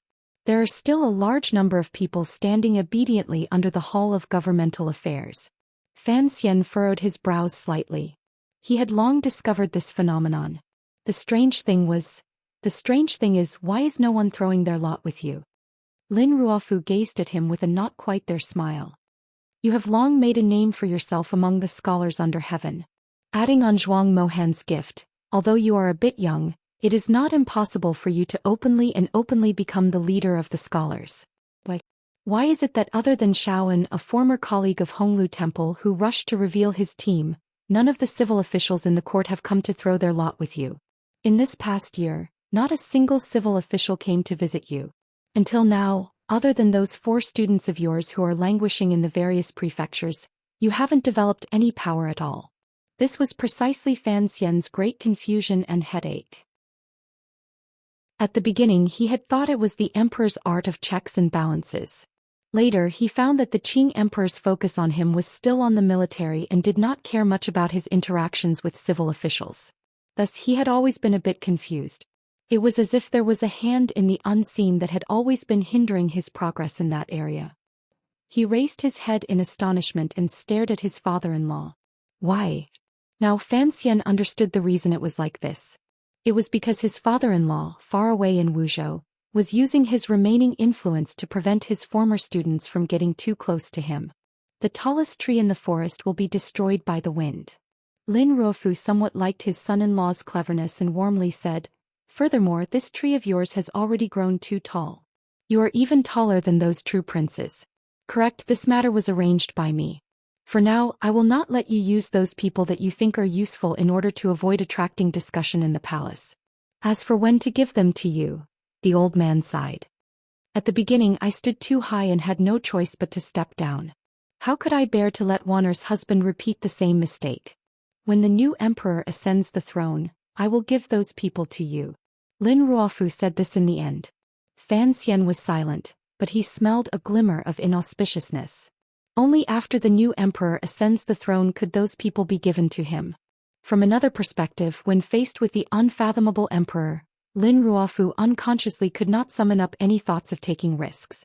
Lin Ruofu's secret influence on court politics still existed, so he had to avoid arousing suspicion and let the emperor believe that he was truly retiring in Wuzhou. This was a paradoxical and difficult cycle. The biggest loss was that Fan Xian had no way of obtaining those assistants. "I'm afraid it's too late." Since the two of them had already spoken openly, Fan Xian no longer avoided anything. The crown prince and the second prince's power is basically all in court. If one of them ascends the throne in the future, I don't think I will have any good days. Lin Ruofu said, You should be more direct. All right, Fan Xian said straightforwardly. I will not allow the crown prince or the second prince to sit on that chair. Lin Ruofu smiled and said, Thus this is your problem. Without that power, the crown prince and the second prince are no longer a match for you. Why do you care about this? You have done well this past year, but the biggest problem is that you have found the wrong direction of the battle. Fan Xian was surprised. Perhaps Lin Ruofu was thinking of something from many years ago. The gaze in his eyes seemed to grow deeper and deeper. Slowly he said, In the current situation you only have one enemy and that is Yun Rui. At first Fan Xian was surprised. Shortly after, some disapproval rose in his heart. He had seen the eldest princess methods. When she played with schemes, they were as intricate as embroidery. Unfortunately, when faced with him, the commissioner of the Overwatch Council, and he also had the help of Qin Pingping and Yan Bingyun, one old and one young, the eldest princess' best weapon was not very useful against him. As for power, Xingyang had once sent assassins to Tsang Mountain to assassinate Fan Xian. In the end they had come up with nothing. Thus, no matter how Fan Xian thought about it, he did not feel that there was anything scary about the eldest princess. Perhaps the rumors in the world were exaggerated. Faced with Lin Ruofu's serious expression, he couldn't help but shake his head. Lin Ruofu said, Have you forgotten about the Juanshang conference? Juanshang conference? Fan Xian slowly lowered his head. There is only one Yi Luyun. He cannot change anything. There is only one Yi Luyun. Lin Ruofu looked at Fan Xian with a strange gaze and said, There is also only one Sigujian. There is also only one Yan Xiaoyi. Also only one. But there could be countless Juanshang conferences. Fan Xian understood what he meant and looked at his father-in-law with incomparable shock. His lips were a little dry. You are also a member of the Juanshang conference? And Sigujian? What is the Juanshang conference? Lin Ruofu smiled slightly and said, Perhaps no one can explain it clearly. Yun Rui herself can't explain it clearly. What I can explain is that the Juanshang conference is only a very loose organization. It could be a small tea-tasting group, or it could be the mastermind behind the scenes that took away tens of thousands of lives and destroyed countries. Fan Xian wanted to ask something but was stopped by a wave of Lin Ruofu's hand. The Juanshang conference is only a method of communication between people who stand at a relatively high position in this world. The last prime minister of the Qing court slowly narrated the secrets of this world. We are not the monarchs of a country. We just happen to hold some great power in our hands. And there are many things that we cannot do ourselves, so we will use the Juanshang conference as a channel to ask for help from our friends. When our friends are in trouble, we will also help. Very equal, isn't it? The Juanshang conference is nothing more than a gathering between friends. The Juanshang conference does not have a strict and complete organizational structure. There are no definite goals and there are no wishes that everyone wants to achieve. Lin Ruofu finally concluded, So, in terms of pure destructive power, because the Juanshang conference is loose, it is not powerful. At least, it is not as useful as the Overwatch Council under the old cripple. Fan Xian was a bit confused. Since it was so, why did his father-in-law want him to be wary of the eldest princess Juanshang conference? Lin Ruofu smiled slightly and said, In the end, Qin Pingping was pressuring Yun Rui. You also seem to be pressuring, am I right? Fan Xian had to admire the other party's political sense and nodded his head. But you and the old cripple both seem to have made a mistake, Lin Ruofu said quietly. Lin Ruofu quietly said, You always think that by forcing the eldest princess and the second prince to jump up and stand against the emperor, you can easily obtain victory in the entire battle. Is that not the case? Fan Xian furrowed his brows. The Qing kingdom was the most powerful country in the world. Although the Qing emperor had been silent for a dozen years, the history of the past had long proven that the Qing emperor's methods were not something anyone could stand against. Because you underestimated Yun Rui and the Juanshang conference.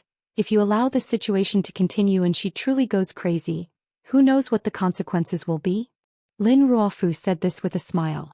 He was talking about the eldest princess who had been entangled with him for many years and had even given him a cute daughter. Isn't the Juanshang conference very loose? How can it compare to the power of a powerful country? The Juanshang conference is like a ball bouncing around in the room. Once someone wants to press it down, the power of the rebound will be concentrated, Lin Ruofu said with a glimmer of worry on his face. Lin Ruofu said with a hint of worry on his face, especially during this year with you and the old cripple skillfully weaving, Yunrui seems to have no way out. If at this time the Juanshang conference suddenly discovers an abnormally powerful opponent, the loose will become tight and the hidden power will burst forth. This is the same logic as people. When you discover a long-desired goal, any kind of risk is worth taking. Fan Xian listened to these words and a glimmer of coldness rose in his heart. Although he had created and hoped for this situation, he was still shocked by his father-in-law's words. If other than Yi Luyun the Juanshang conference also had connections with Dongyi and many other helpers, then their power had long surpassed the limits of the country and stood above the world. To have the right to turn the loose fellowship into a barrel of gunpowder, in the entire world only the Qing emperor had this right. Will Sigurd also act? Fan Xian couldn't resist shaking his head. Lin Ruofu gazed at him with a slight smile. If Yunrui is not crazy she would not make such an arrangement. If she is truly forced into a corner by the emperor and you, who can say for sure? The emperor's safety concerns the power of the world. If he dies there are too many people who can benefit. The previous prime minister said seriously, other than you and me the subjects of the Qing kingdom. If the Qing emperor died northern Qi would be the happiest. Dongyi would also set off firecrackers and the Qing kingdom would probably immediately face endless disasters. Lin Ruofu finally said, for such a great goal the enemies of the Qing kingdom will all unite. Earlier you said Sigurd, why don't you say Ku He? Fan Xian's mouth tasted bitter. He didn't want to continue this conversation. Lin Ruofu smiled coldly and said, Juanshang conference? Not a member of the Juanshang conference. As long as they are willing they can join at any time. Yunrui is the middleman to make connections. This is what she is best at. Fan Xian understood this point. The eldest princess and the northern Qi empress dowager had a good personal relationship. Furthermore they had always been in cahoots with Dongyi. He couldn't resist smiling bitterly and said, everyone comes from all over the world for a common goal. He suddenly furrowed his brows and said, if we can guess it the emperor must also be able to guess it. Why doesn't he strike first to gain the upper hand? The room was silent for a long time before Lin Ruofu gently said, earlier we were talking about Yunrui's matter. Although she is crazy I have after all known her for 20 years. Naturally I can guess what she will do. But the emperor. Lin Ruofu couldn't resist showing a glimmer of admiration. Although he once betrayed me I have to say that no one knows what he is thinking in his heart. Perhaps he is waiting for that day. Perhaps he is arrogant to the point of being a moron. Fan Xian thought inexplicably. Then what should I do? Lin Ruofu asked in a quiet voice. Didn't you originally plan to be a spectator? However, if the matter reaches a certain level whether you are willing or not, you will still have to go on stage and act. At this moment no matter what angle you look at it from, you must stand firmly on the emperor's side. Fan Xian thought to himself that this was nonsense. Even if he wanted to stand on his mother-in-law's side after being scared by this father-in-law, how could he have the courage to play with a madman? I'm sick, very sick. Going to sleep. If I feel these chapters are a bit rough, please forgive me. I can't hold on much longer. If you want to know what happens next, please log on to www.com. There are more chapters. Support the author and support the original reading. Chapter 416. Ever since he was in Suzhou, Fan Xian had been looking forward to the trip to Wuzhou. He knew that although the old prime minister in front of him had been quiet this year as if he had disappeared from the world, that was only an attitude he purposely put on to prevent the emperor from being wary. Of course, when the false became the true became false. After putting on this attitude for a long time, this feeling would often seep into the bones. Fan Xian admired his father-in-law's courage to give up and gain. He could not stay in court for long, so he left lightly.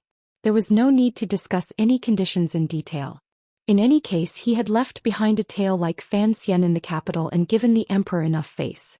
Naturally, the court would give the honorably retired former prime minister some face. This kind of political wisdom made Fan Xian trust his father-in-law's judgment. Although he felt a chill and a faint excitement after hearing these words, he sank into deep thought most of the time, preparing to deal with the storm that was about to arrive. The storm was difficult to calm. Although he had a hand in stirring up the waves, it seemed that Fan Xian had thought too little of the influence of this matter. He understood the eldest princess' thoughts but was unable to immediately grasp the emperor's thoughts. In the end, Fan Xian still had his own advantages. For him, the person who knew most of the secrets in this world was that old cripple. The person who knew some of the secrets was his father. The person who knew some of the secrets was his father-in-law. These three people were the three most capable subordinates of the Qing emperor in the 5 years after the new policies of the Qing calendar, the three capable officials of the Qing court. Fan Xian remembered clearly that before he came to Jingdou from Danzhou, his father and Qin Pingping were like strangers. They had basically never spoken. Prime Minister Lin and Qin Pingping were the two biggest opposites in court. Accurately speaking, it was never possible for this triangle to communicate with each other. All of this, following Fan Xian's arrival in the capital and his marriage to Wan, became a posture in the pile of old papers. At that time, other than the Qing emperor, there was another lucky person like Fan Xian who could gather the resources of the three elders and share information from all three sides. For Fan Xian, the present him could see even more clearly than these three elders. However, this kind of luck or perhaps strength could not be placed on an official. Thus, no matter what, one person in this triangle had to step down.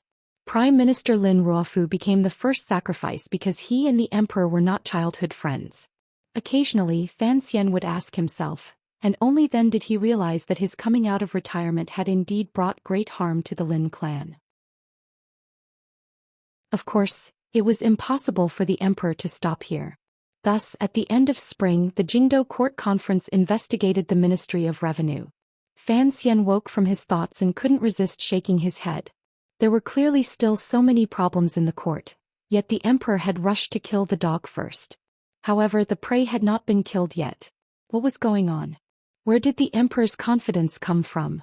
I won't ask about Jiangnan. Lin Ruofu interrupted his thoughts and slowly said, I believe in your ability. Although on the surface this trip to Jiangnan seems a bit overboard, presumably you have a backup plan. Only you have to return to the capital to report on your work at the end of the year. It's good to make some preparations, especially since you don't know when those people will make their move. Fan Xian thought for a bit and couldn't resist smiling. Don't worry, it'll be fine. Lin Ruofu also couldn't resist smiling. He looked with approval at the son-in-law in front of him. Looking at the steadiness and confidence that rose to the young man's face, he asked curiously, the emperor's confidence has past history to prove it. As for you, this confidence without a head or tail, where does it come from? Fan Xian thought for a bit and replied with a smile, I believe that my luck is the best in this world. Lin Ruofu was speechless and shook his head helplessly. A moment later he said evenly, what do you think of Yuan Hongdao? Fan Xian was slightly startled. He knew that Yuan Hongdao was once a guest of the Prime Minister's manor and a good friend of Lin Ruofu's for decades. However, it seemed that after the matter of Prime Minister Lin stepping down, this person called Yuan Hongdao played a dishonorable role. Now this person had already become the foremost strategist in Xinjiang. Without question he had sold out his friend for glory. Fan Xian didn't understand why his father-in-law would suddenly mention this person.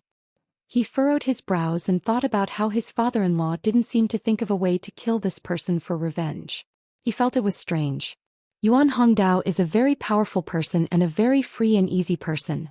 Lin Ruofu smiled slightly. I still don't understand why he would sell me out. Is he not one of the eldest princess people? Does Yun Rui have this ability? Lin Ruofu sighed. I'm not sure either. It has already been a year since the matter happened. My hatred toward Hongdao has gradually lessened, so I still don't understand the true background of this matter. Ask him for me, Lin Ruofu said with a glimmer of coldness. Why? Fan Xian nodded his head solemnly. He thought to himself that this greeting would either be with a sword or a crossbow. Lin Ruofu looked at his expression and shook his head. In the future, if Jingdou is truly in chaos, perhaps he can help you. Fan Xian was slightly startled. He didn't understand the meaning of these words. Lin Ruofu sank into deep thought. He was also thinking about this question. Perhaps the old cripple in the garden outside Jingdo was feeling proud. Fan Xian and his group stayed in Wuzhou for a few more days. When he had some free time, he would ask his father-in-law in the study. For one, he wanted to know some of the old matters of the past. For another, he wanted to learn from him the tricks of court politics. Although he had lived 2 lives and had an innate advantage and rich life experience in these areas, it was clear that there was an eternal traitor at his side. Naturally, he would not let it go. In the past, when he had gone to northern Qi as a diplomatic envoy in the carriage, Fan Xian had also learned from Sir Shao En. This was Fan Xian's greatest strength. He could guarantee that he would meditate and train hard at 2 in the morning and would also seize every opportunity to learn life-saving skills. This kind of perseverance and determination was actually not in line with the laziness he displayed. In the conversations these days, Fan Xian had focused on studying the important points of the court, particularly the military, which he was most unfamiliar with. The Qin family and the Yi family, who had performed meritorious deeds since the founding of the country, increased his perceptual understanding. Fan Xian found it increasingly strange. For a family as loyal as the Yi family, how could they have anything to do with the eldest princess? But this question could only be buried in the depths of his heart. As for the Jiangnan matter, although Lin Ruofu didn't want to care, he still wrote a letter to the Jiangnan governor Xueqing. As for the contents of the letter, Fan Xian was too lazy to care. Whether or not the governor would give the former prime minister face was another matter. What was important was that his father-in-law had analyzed Xueqing's personality for him. Xueqing was a close official of the emperor. He was a person who liked to perform meritorious deeds, and his thoughts were meticulous. This judgment made Fan Xian make up his mind. For this kind of official, the greatest hope was to become a famous official. Naturally, he would not step out and do those dirty things himself. In the future, he would use thunderous methods. As long as Xueqing could stay out of it and give him a large amount of fame afterward, he would cooperate in secret. The palace treasury's smuggling was still going on. The investigation on the sea route was still going on. The exploitation and weakening of the Ming family did not stop for a day. According to the news from Suzhou, Ming Qing was playing both sides but was unable to truly maintain contact with Taiping Money House. Without any other choice, he began to increase the amount of silver transferred from Zhaoshang Money House. Very good. Fan Xian thought to himself that as long as they passed that critical point, it would be time for the Ming family to be destroyed. Outside Wuzhou were all green mountains, so they blocked most of the blazing sunlight from the south. Additionally, the mountain wind was light and quiet, slightly brushing away the summer heat. It was truly the best place to pass the summer heat. Fan Xian and his group lived comfortably in Wuzhou. When they were far away from political matters, he would follow Wanner and Dabao to wander around the surrounding mountains, hunt some game, find some small streams, roast frogs, and tell Wanner stories about Linghu Guazi.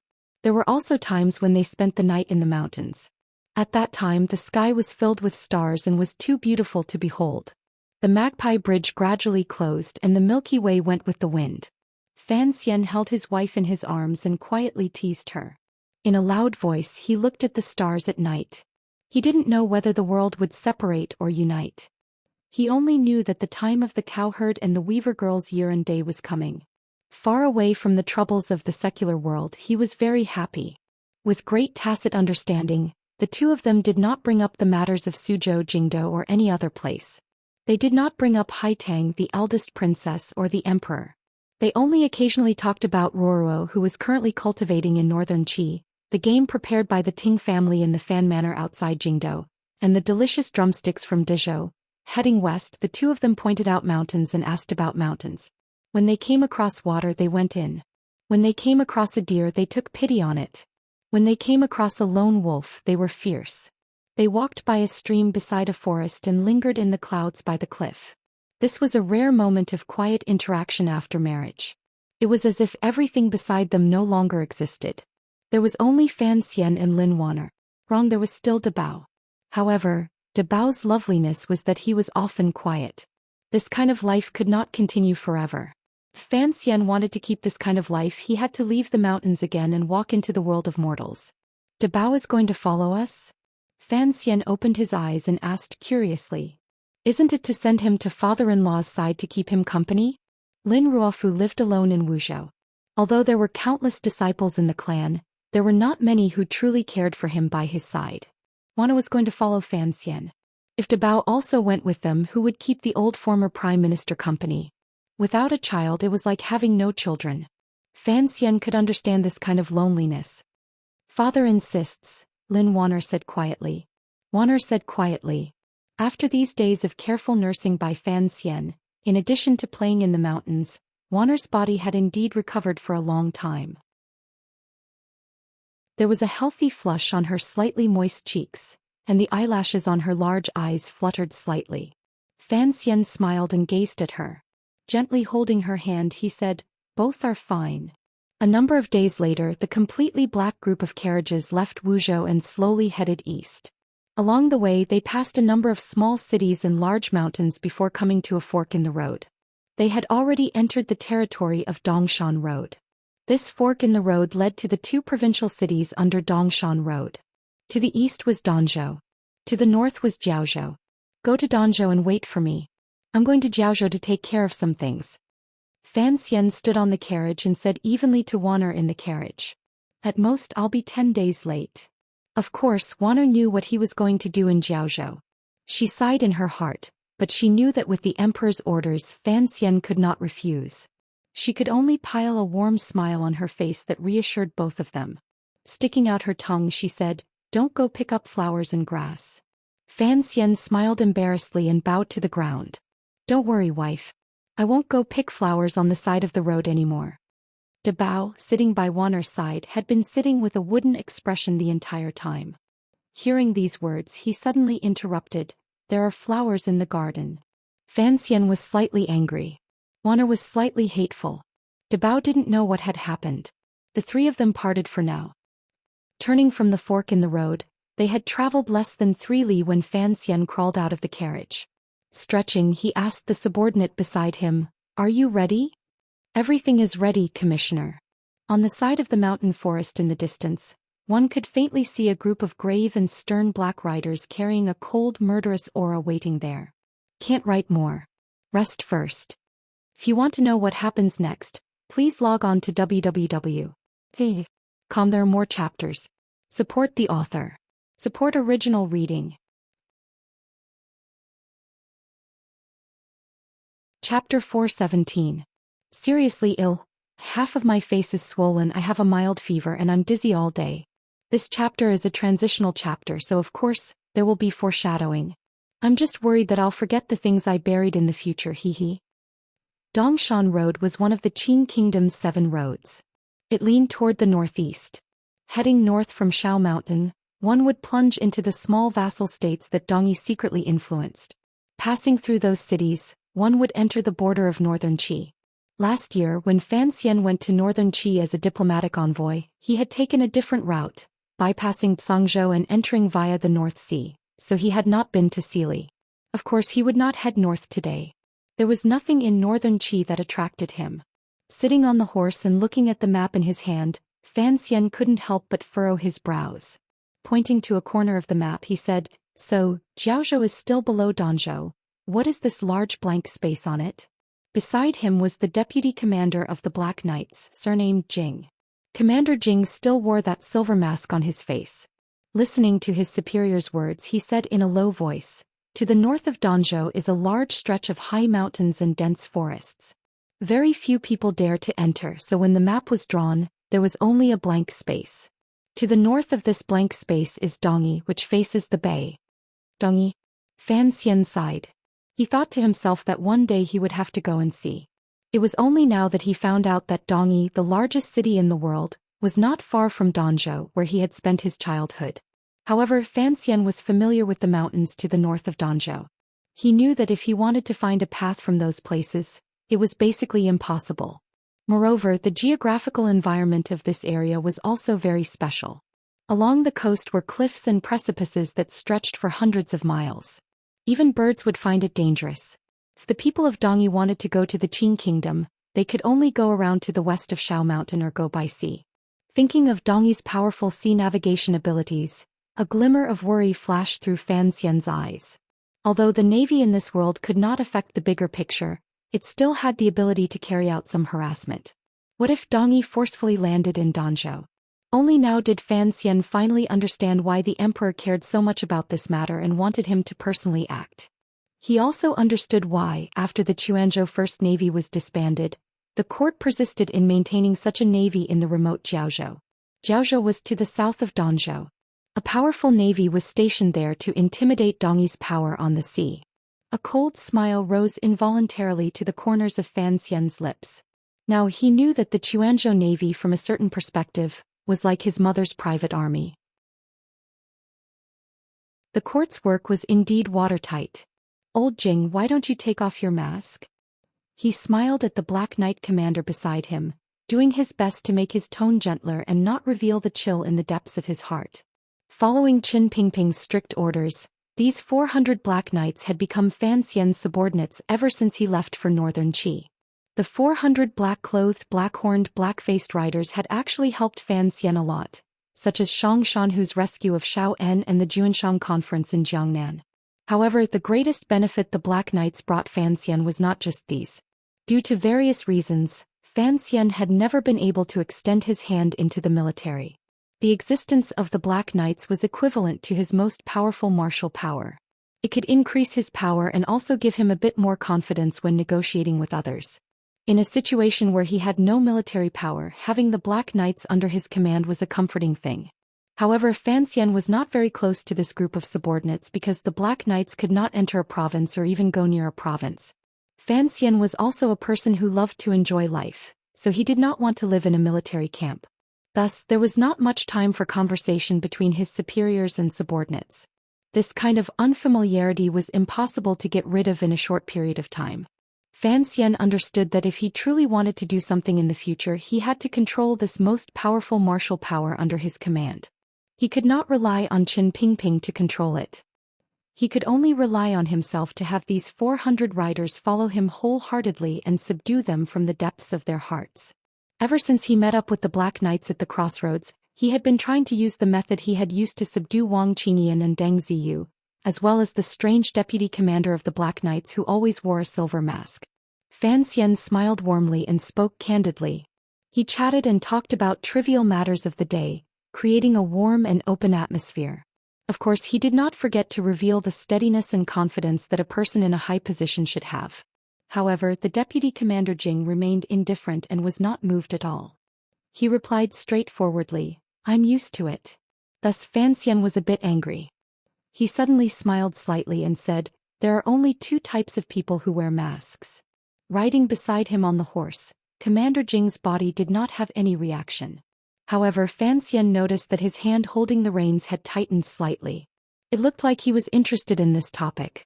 He was probably curious to see how the famous Sir Fan Jr. would comment on the mask.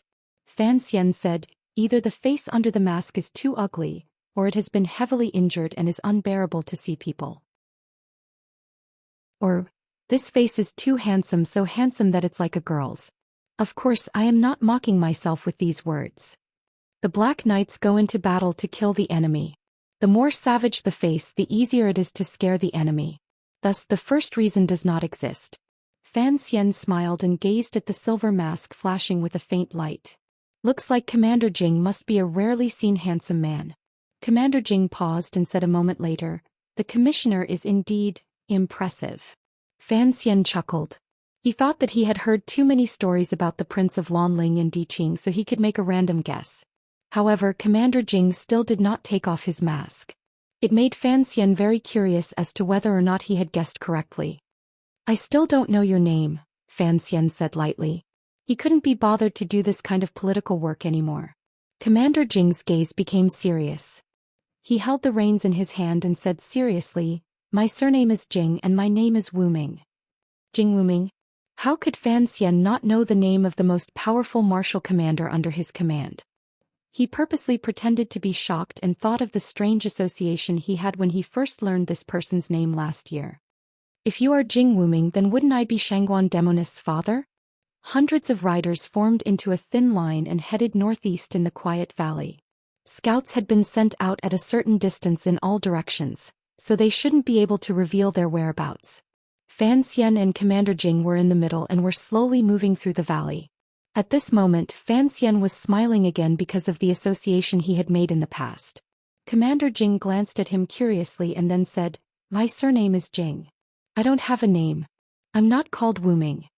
A major figure of the 5th Bureau without a name? A Black Knight general without a name? Fan Xian opened his mouth slightly and couldn't resist sighing. He thought to himself, no wonder people feared the Overwatch Council like it was a demon. Under the influence of Qin Pingping, that old cripple, the entire structure of the Overwatch Council, the way the officials did things, and their backgrounds all carried a strange air. He knew this general would not lie to him and quietly said, "It's better to have a name." Commander Jing was silent for a moment and then nodded. "Sir, please bestow a name." Bestowing a name for the person bestowing a name was a very high honor. Fan Xian was shocked and didn't dare to believe his ears. Turning his head back to look at the sincerity in the general's calm gaze, he knew he was not joking. He slowly lowered his head and thought seriously for a long time before smiling slightly and saying, "A single name, one gu with the courtesy name Jiwu. How about that?" Commander Jing had once been a hero in the military. It was only because he had offended the nobility that Qin Pingping had fished him out and placed him in the Black Knights. He was someone with some knowledge. Hearing this name, he immediately understood Commissioner Fan's meaning and was very satisfied. He smiled and nodded his head. A beautiful curve rose to the corner of his lips under the silver mask. Thus, the man who had provoked his superior in the military, been sentenced to death, mysteriously disappeared and remained nameless, using a silver mask to hide his face, finally had his own name many years after cutting off the first half of his life. He had also begun another part of his life. Jinggu. Fan Xian smiled slightly amidst the clatter of the horse's hooves. "Who exactly did you offend back then?" Jinggu didn't know if it was because he was not used to his new name or because he was shocked by the commissioner's sensitivity, but he didn't speak for a moment. After a long silence, he quietly said, "The Qin family." Fan Xian sucked in a cold breath. He knew what kind of power the Qin family had in the military. Old Qin had always dominated the position of head of the Bureau of Military Affairs. Little Qin had now become the commander of the Jingdo garrison. Even when his father-in-law was in court, he had to be wary of the Qin family. So, this subordinate of his had offended the Qin family back then. Thinking of this, Fan Xian couldn't help but feel the greatest admiration and shock toward Qin Pingping. That old cripple was indeed daring enough to use an enemy of the Qin family. Furthermore, he had used him for so many years and allowed Jinggu to reach the position of deputy commander of the Black Knights. "My relationship with the Qin family is not bad," he said probingly. He thought to himself that as long as Jinggu was willing to ask him for help, he could try to make up for the enmity of the past after he returned to the capital. Jinggu smiled. The lips that were exposed outside the silver mask smiled happily. "Thank you, sir." Jinggu said these words sincerely. "There's no need." Fan Xian narrowed his eyes and looked at him. It was as if he wanted to see what this silent and valiant subordinate was thinking.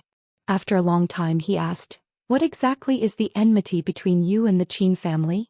Jinggu was silent for a moment and then said in a heavy voice, "In the camp, I killed the eldest son of the Qin family." "The eldest son of the Qin family? Qin Heng's elder brother?" Fan Xian's expression did not change, but his heart grew cold. If the person Jinggu had killed had lived until now, he would probably have long been one of the top generals in court. Such enmity, what exactly was Qin Pingping thinking?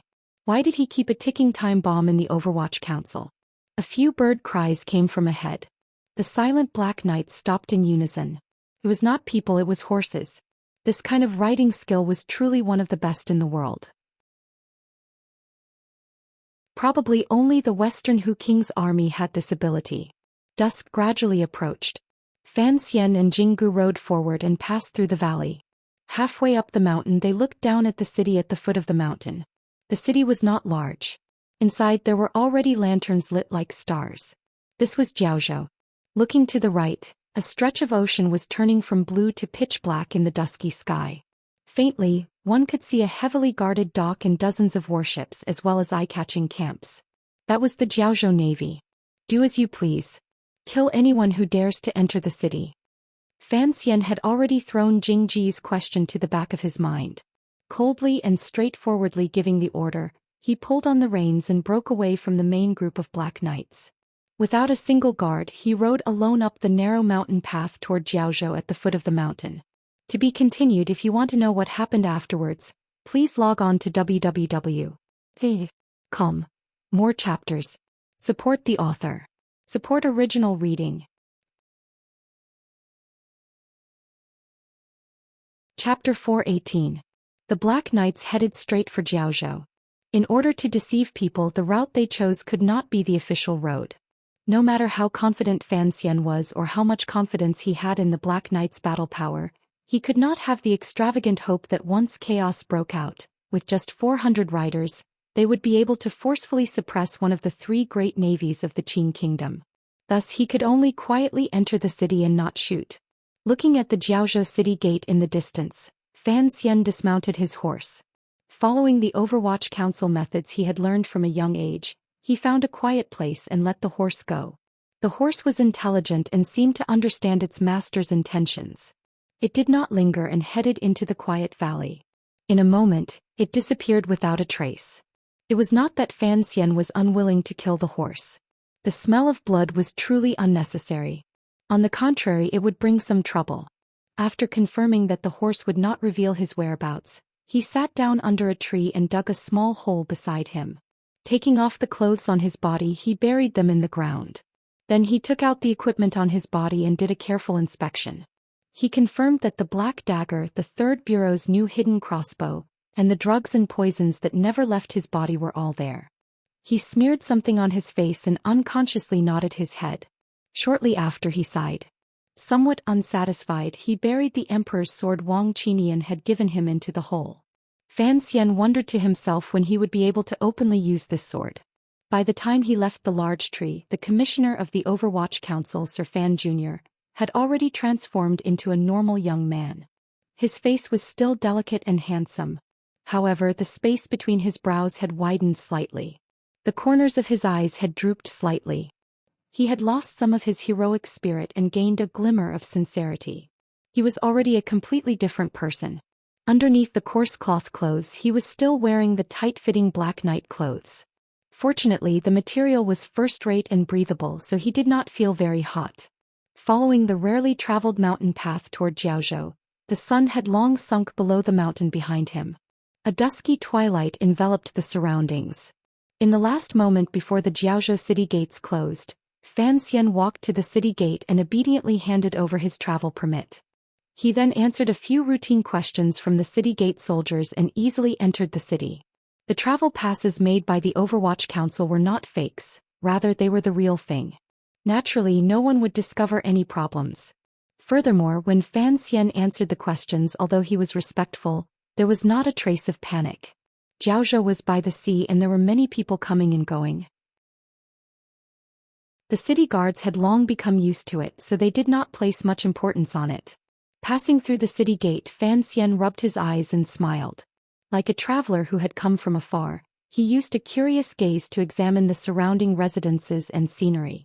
However, he did not dare to be too leisurely. His footsteps did not slow, perfectly playing the role of an outsider busying himself with business. Jiaozhou was indeed different from other provincial cities. Although it was next to the sea, the commerce, or more accurately the retail trade, was not developed. It was clearly the busiest main road through the city, but there were not many shops on either side. Even if there were some, they were half hidden. There were no signs, making it impossible for outsiders to see what kind of business was conducted inside. The entire city appeared solemn and calm. There was less of the smoke and fire of life, but there was more dignity. As Fan Xian walked, he paid attention to these details. He knew that this was because the Jiaozhou Navy was permanently stationed here. Jiaozhou was far from the central plain. It was truly a place where the mountains were high and the emperor was far. The navy itself had tens of thousands of soldiers. This power was truly terrifying. Compared to the enormous navy, the local power in Jiaozhou appeared insignificant. The highest official in Jiaozhou was just a Zhizhou. In front of the admiral of the navy, he still had to be well behaved. Furthermore, all of Jiaozhou's economic affairs were at the whim of the navy. The daily necessities of the navy's tens of thousands of soldiers, other than being allocated by the court, were requisitioned from nearby. Although it made the people of Jiaozhou angry, it also brought a kind of abnormal prosperity. At least they didn't have to worry about not being able to sell their food. It was because of these reasons that Jiaozhou was like an enormous navy logistics base. It was like a delicate maiden beside a large man. She could only accept it, but she could not make many complaints. With such an enormous entity as the navy at its side, Jiaozhou also carried a strong military aura. The best areas in the city had all been requisitioned by the military. The largest mansions were all lived in by the high-ranking officers of the navy. The best girls were all occupied by the navy. Although the court had a clear order that did not allow the garrisoned officers to live in neighboring provincial cities, everyone knew that this rule had long lost its use. Not only in Jiaozhou but in all the provincial armies and even the border armies, as long as they had some power, they were not willing to live in miserable tents. Instead, they would buy houses and women in the provincial cities. The Black Knights were an exception among exceptions. Fan Xian raised his head to gaze at the brothel with red lanterns hanging high and couldn't resist smiling. In a place with so many hills, the brothel business would not be bad. However, he didn't know if the navy soldiers would renege on their debts. However, according to the news from the council, although the Jiaozhou navy was the emperor of Jiaozhou, they never ate the grass near their nest. In the past, they ate the grass on the sea to the south. Fan Xian lowered his head and walked quickly past a large manor. The manor took up a lot of space with flying eaves and flying phoenixes. The door was painted red and the walls were hidden among bamboo. It took up half a street and was even more arrogant than the mansions of the officials in Jingdou. Today this large manor was like the distant brothel. It was hung with bright red lanterns and appeared to be in a festive mood. On the door was a painting of an immortal with a white beard. Looking at the appearance, it seemed that some important person was having a birthday celebration. What was at odds with this joyous atmosphere were the soldiers standing guard at the entrance of the manor. The soldiers' faces were dark and the color of water rust could be faintly seen under their ears. Presumably, they were people who had lived on the sea for many years. These soldiers did not look sideways. Their faces were solemn as they vigilantly watched the people passing by in front of the manor. There were not many people who dared to stroll in front of the manor, so most of their mission was to check the guests. Although the guests, other than the superiors of the navy, were all officials of Jiaozhou, as well as a few wealthy merchants who could stand in public. There were even a few merchants from far away in Jiangnan. These soldiers still did not relax. They carefully checked the gift boxes to ensure that no one dared to bring a weapon in. Today was the emperor's birthday banquet, so they had to ensure that nothing went wrong. Other than the front door of the manor being heavily guarded, Fan Xian quietly circulated his xinqi. He had long heard that there should be a number of nails hidden in the secluded areas of the manor. He walked quickly past with his head down. A strange smile rose to the corners of his lips. He clearly saw the strength of the guards stationed at the corner of the street outside the manor. At the same time, he drew a map of the surrounding terrain and deeply imprinted it in his mind. In the past, he had only walked once in that enormous royal palace and remembered all the small paths clearly, much less such a large manor. Leaving behind the liveliness and the sounds of greetings behind him, he made the blinding red of the red lantern disappear into the darkness. Fan Xian pressed his lips together. His gaze, intentionally or otherwise, glanced at a spot under the wall by the street. He saw a familiar secret mark and turned to enter, walking all the way to the end of the alley. It was a dead alley. Fan Xian raised his head to look at the wall across from the dead alley and shook his head. Pushing off with the tip of his foot, his entire body rose lightly. Placing his palm on the top of the wall, he flipped over. Silently, Fan Xian, who was disguised as a commoner, once again disappeared into Jiaozhou. Behind the wall was a small courtyard. The place was not very quiet and secluded. One could faintly hear the sounds of the street a few rooms away. Although the house had 6 rooms in the front and back, it looked a bit old. It meant that although the people living here were not common people, their days were not very good. Fan Xian stepped onto the stone steps, pushed open the door and walked straight to the main seat. Picking up the teapot beside him, he sniffed, poured himself a cup of tea and drank it. From the side came the sound of panicked footsteps. The owner of the footsteps walked into the room and found a young man he did not recognize sitting there. He was about to ask questions when he saw the hand gesture made by the person's fingers. He couldn't help being surprised and happy. "Teacher, you've finally come." Fan Xian smiled and put down the teacup in his hand. Gazing at Ho Jichang's thin face, he couldn't resist saying, "You've come to Jiaozhou to be an official." I thought you would be able to take care of your shriveled body. How come you've become even thinner? After Ho Jichang met with Yang Wanli on the Jiangnan levee, he had spared no effort to rush to Jiaozhou to take up his post. The journey had been tiring. In addition, he had to secretly investigate those shocking matters for Fan Xian, so the pressure on his mind was great. He had been in Jiaozhou for almost a month, but he had not made any progress. Deeply afraid that he would hinder his teacher's important matters, he had been unable to sleep for a number of nights. Presently, his eyes were sunken in and his cheekbones were protruding. There was nothing of the free and easy appearance of the past Jingdo rainy day scholar. He smiled bitterly and self-mockingly said, "I don't have the ability to look at the affairs of the world with a smile, teacher." Fan Xian sighed. Although Ho Jichang's thoughts were the most meticulous and his actions were the most ruthless and daring of the 4 people under his tutelage, it could be seen that a scholar was, after all, still a scholar. Logically speaking, this matter should have been handled by the Overwatch Council. However, Fan Xian had arranged for Jichang to come. One reason was to shock the Jiaozhou officials. Another reason was because he had a selfish motive. After Jiaozhou fell into chaos, there would certainly be people who would be demoted and people who would receive merit. Such a great merit would certainly allow Jichang to receive an abnormal promotion. Fan Xian was still willing to leave this kind of benefit to his student. However, it could be considered the price for him to be shocked. After you arrived in Jiaozhou, were there any abnormalities? Fan Xian asked calmly. He did not ask about the matter of the Jiaozhou Navy smuggling because he knew that it was impossible for Ho Jichang to clearly understand the dirty matters in officialdom in such a short amount of time. Ho Jichang thought about it and said, "Everyone in the world knows that I am your student, so these officials are quite courteous to me. Even the generals in the Navy are very tactful. It is just that I don't know much. I've only heard some rumors." Fan Xian nodded.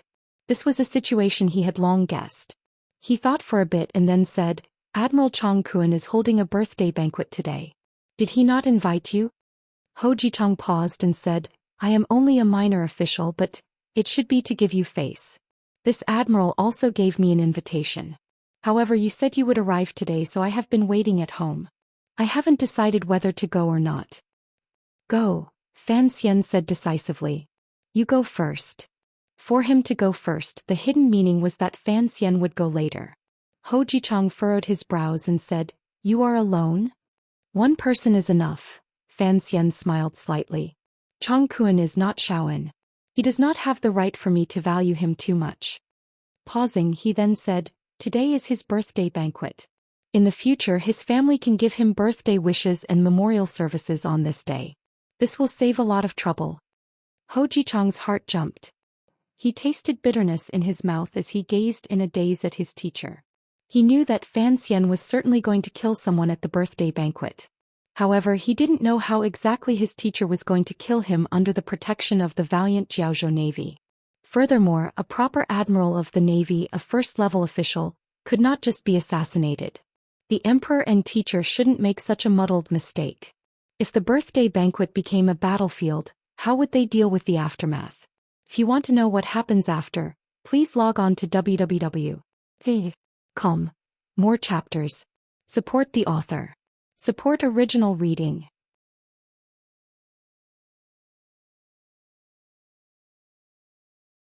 Chapter 419. Why did they come to Jiaozhou and why did they have to deal with the Jiaozhou Navy? In reality, the origin of all of this was because of that little island on the East Sea, that little island that had been bathed in blood. The pirates on the island were a private army raised by the Ming family. While the court was investigating, they were all killed. Fortunately, a secret agent of the Overwatch Council survived with great difficulty and reported the scene of the bloodbath that night to the top. It was the Jiaozhou Navy. Could only be the Jiaozhou Navy. In the following months, the Overwatch Council increased the intensity of their investigation in Jiaozhou. Although they still had no way of grasping concrete evidence, the people in the upper echelons of the court who knew the truth were certain that the Jiaozhou Navy was the hand of the Northern Empress of the Ming family, the hand of the Juanshan Conference, and the hand raised by the eldest princess. No matter how much the Qing Emperor could endure, he could not tolerate such a thing happening. Thus, he sent a secret letter to Fan Xian and ordered him to handle this matter. As for how to handle it, he did not give him a concrete plan. Thus Fan Xian had a headache. He had no evidence in his hands and had to bring the Jiaozhou Navy back into the range of the court's control. What exactly should he do? The navy was not the Ming family, the Cui family, or the second prince.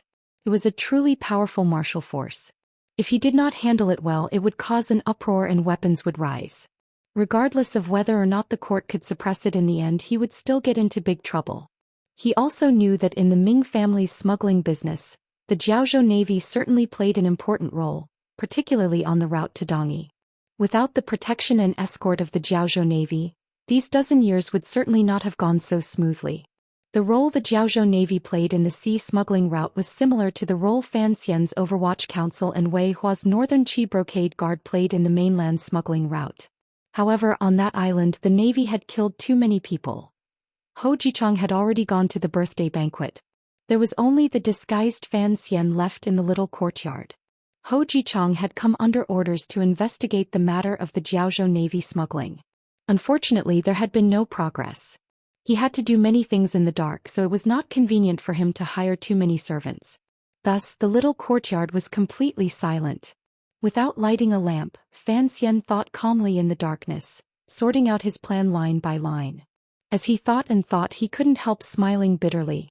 In a moment, the things he would do in a moment would certainly be childish in terms of politics. In terms of style, it would be rude and unreasonable.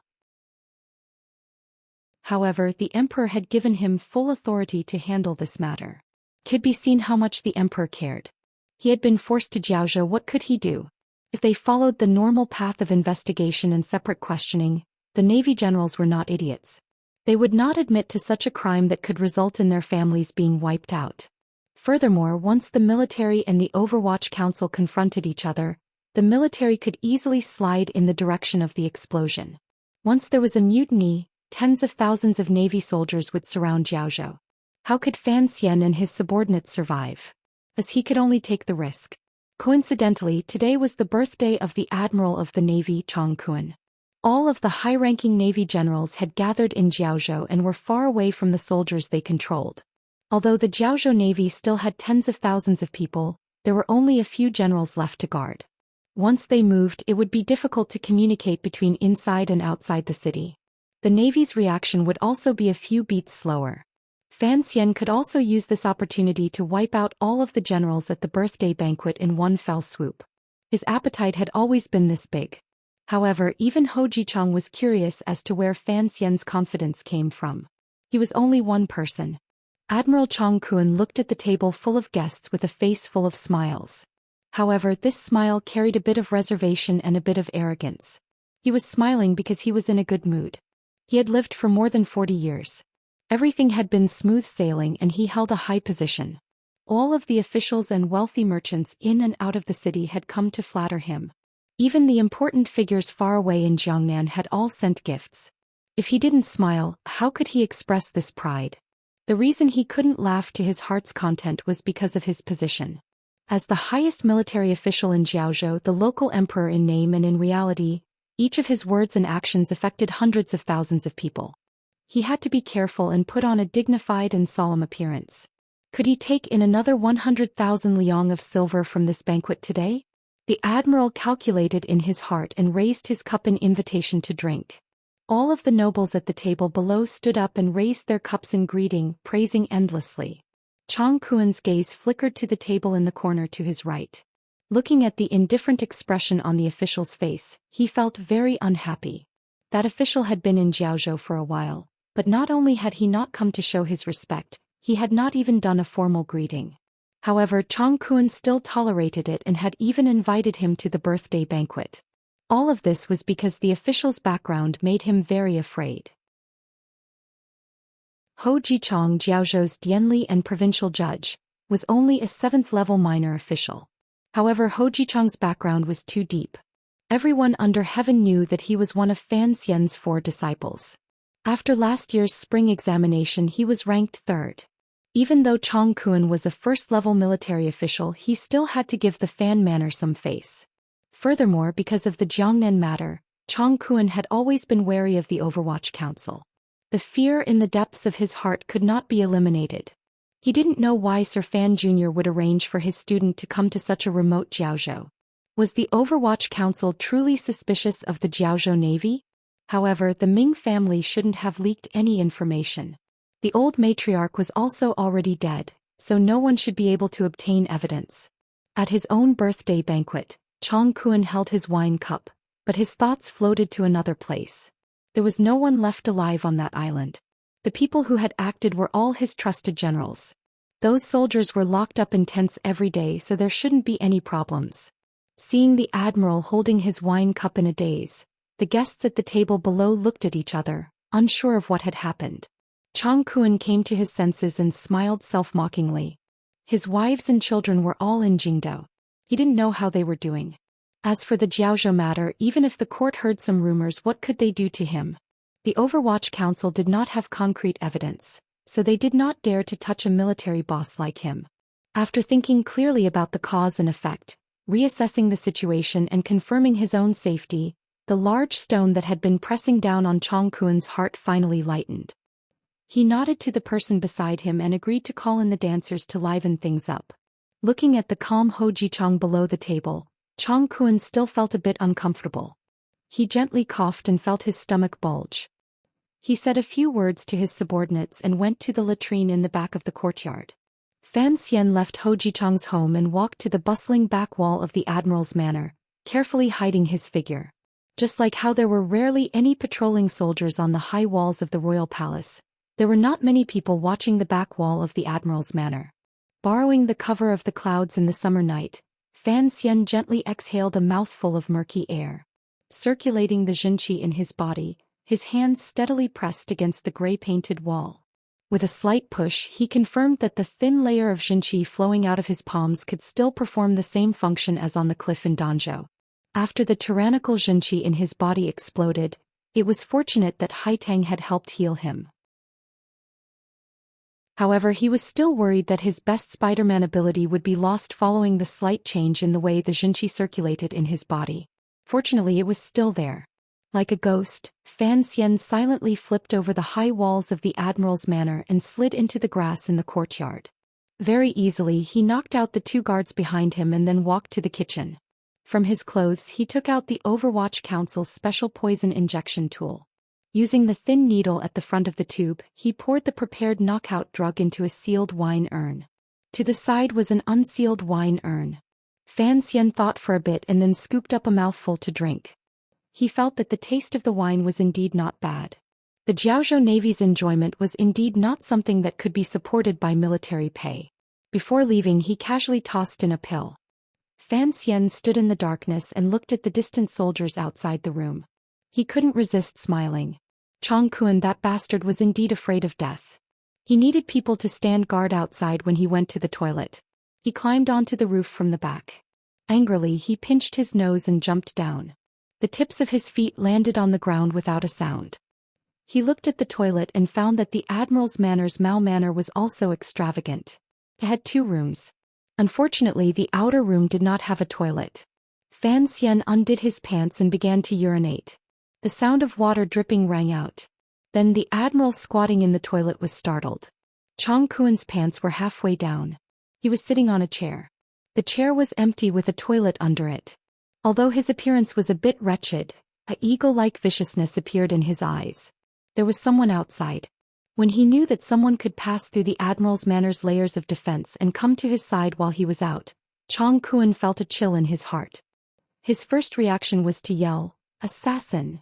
However, he was a smart person, so he immediately shut his mouth tightly. If the person coming was an assassin, then he would not purposely make some noise to startle him. Since that person had the ability to quietly come to his side, then even if he called for the guards, they probably wouldn't be able to stop the other party's assassination. Thus he didn't say anything. He only waited nervously, wanting to know the intentions of the ace outside. A clear and cold voice came from outside the compartment. "Why didn't you invite me for your birthday banquet?" A glimmer of viciousness flashed across Chong Kun's face. Shortly after, he smiled slightly and said, "May I know your name and where can I send the invitation?" The curtain to the compartment was lifted. Fan Xian pinched his nose with one hand and furrowed his brows. Looking at the old general's appearance, he said, "You are Chong Kun?" Chong Kun was very embarrassed and angry. He was a first-level official of the Qing kingdom. When had he ever been questioned by someone under such circumstances? Furthermore, the tone of the other party's question was so condescending and frivolous. However, he knew that now was not the time to be unyielding. He could clearly feel the danger of the young man in front of him. He narrowed his eyes and said, "I am Chong Kun. Sir, may I wash my hands before we talk?" "Do you want to shout?" Fan Xian smiled and said, "Today, even if you shout until your throat breaks, it will be useless." Chong Kun's brows furrowed tightly and asked, "Who exactly are you?" "I am Fan Xian." Fan Xian put down the curtain and replied through it. Chong Kun's heart jumped. Both of his hands began to tremble. Fan Xian? Why would the commissioner of the Overwatch Council suddenly come to Jiaozhou? Why would he appear at his birthday banquet? Why would he appear in his own bathroom? Was it really that young murderous star outside? As Chong Kun messed around with it, he fastened his belt and said, "Who exactly are you?" After knowing the identity of the person who had come, Chong Kun knew that today's matter was troublesome. He was even beginning to smell the scent of losing his reputation. He forced himself to calm down. As he delayed, he calculated in his heart. "Meeting in the bathroom is not very comfortable," Fan Xian said quietly from outside the curtain. "However, in order to hide from others' eyes and ears, this is all I can do." Hide from others' eyes and ears? Naturally, there was another explanation. Chong Kun's heart calmed slightly, but he didn't lift the curtain and go out. Taking a deep breath, he said, "If it really is Commissioner Fan, what business do you have today? I want to make a deal with you." "What deal?" "A deal on the nameless island in the East Sea." The voice outside the curtain rose gently and drifted in sinisterly. It was like Chong Kun had been struck by lightning. His lips were dry. He couldn't even smell the foul stench in the room. Breathing rapidly, there was only one thought in his mind. The court indeed knew. The Overwatch Council was coming to deal with him. After all, he was not an idiot. He heard the hint of change in Fan Xian's words. Gritting his teeth, he said, "I don't understand what you're saying." "You colluded with the Ming family and secretly ordered pirates to rob the palace treasury merchant ships. You also secretly took charge of smuggling northward toward Dongyi. That is what I want to talk about. Don't try to slander me." Chong Kun's body was in the latrine pit. His heart was like a stone in the latrine pit. With a stern expression, he purposely raised his voice a little. He wanted to secretly notify his personal guards outside. Fan Xian seemed to not notice his little thoughts and laughed mockingly. "You know yourself if you're slandering me or not." Chong Kun shouted sternly, "Bring out the evidence." "Your Overwatch Council can forget about making me guilty. I'm not some kind person. The Jiaozhou Navy is also not some sissy official in Jingdou. If you don't have concrete evidence and want to mess around, be careful that it won't end well." Although Fan Xian had a dark reputation, Chong Kun had tens of thousands of iron-blooded men under his command, so he was indeed not afraid of him. "It doesn't matter whether I believe your crimes or not. It also doesn't matter whether the people and officials of the world believe it or not." Fan Xian's voice carried a glimmer of coldness outside the curtain. "What is important is that the emperor believes your crimes. Otherwise, why would he have me come to Jiaozhou to investigate?" Chong Kun's heart began to beat violently. He was struck down by Fan Xian's words. As long as the emperor believed there was a problem with the Jiaozhou Navy, then given the emperor's methods, even if he didn't use the laws of the country to punish him, he still had ways to make his life a living hell. Chong Kun was also an old general who had followed the Qing emperor on 3 northern expeditions. In the depths of his heart, his worship and fear of the Qing emperor could never be wiped away. Fan Xian continued to attack from outside the curtain. "In this world there are not many people who can save you, other than me." Chong Kun slumped back into the chair. His eyes narrowed slightly as they spun rapidly. A moment later he sighed and said, "Commissioner, what exactly do you want?" Chong Kun was the admiral of the navy, a first-level official. Although Fan Xian's power did not belong to a third person, the commissioner of the Overwatch Council was an official with no rank or rank. Thus, in the beginning of the conversation in the bathroom, Chong Kun had held on to this point and refused to lose any ground in terms of aura. However, at this moment he began to refer to Fan Xian as commissioner. Naturally, the defenses in his heart began to loosen. After a long silence, Fan Xian asked in a quiet voice from outside the curtain, I've always had a great doubt. Your relationship with the Yi family is not that deep. Your relationship with Yan Xiaoyi is also not very good.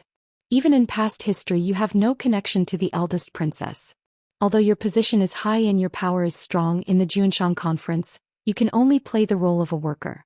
Thus, I am very curious as to who your true master is. Who would order you to move the court's army to help the Ming family and secretly communicate with Dongyi? Chang Kun closed his mouth. His face was dark and ruthless and he refused to answer. What Fan Xian said was indeed what the Jiaozhou Navy had done these years. However, no matter what, he would not answer. Once these crimes were confirmed, never mind Fan Xian, even the Empress Dowager would not be able to protect the lives of his entire family. I won't tell the higher-ups, Fan Xian smiled slightly and said. Under these circumstances you can only trust me. I'm truly just curious. Whether you die or not, whether your entire family will be buried with you, is of no benefit to me. Chang Kun still could not say it. He smiled coldly and gritted his teeth. Am I an idiot? Commissioner, what does these things have to do with our Jiaozhou Navy? If you have evidence, you can take the Emperor's sword and capture me on the spot in the tent. The Navy's 10,000 soldiers wouldn't even dare to fart. But if you don't have evidence, then don't block me in this smelly place to chat. He said sinisterly, Sir Fan Jr., today is my birthday banquet. If you are willing to give me some face, we can drink a cup or two at the banquet. As for chatting, that's fine. When your Overwatch Council has evidence, it won't be too late to come find me then. Fan Xian sighed outside the curtain. Chang Kun narrowed his eyes behind the curtain. Fan Xian sighed and said, yes, the Emperor is a first-level official. Even the Overwatch Council cannot question you without a special edict. As for evidence, you've killed them all. Even if there were 1 or 2 survivors, it would not be enough to remove you, a military elder.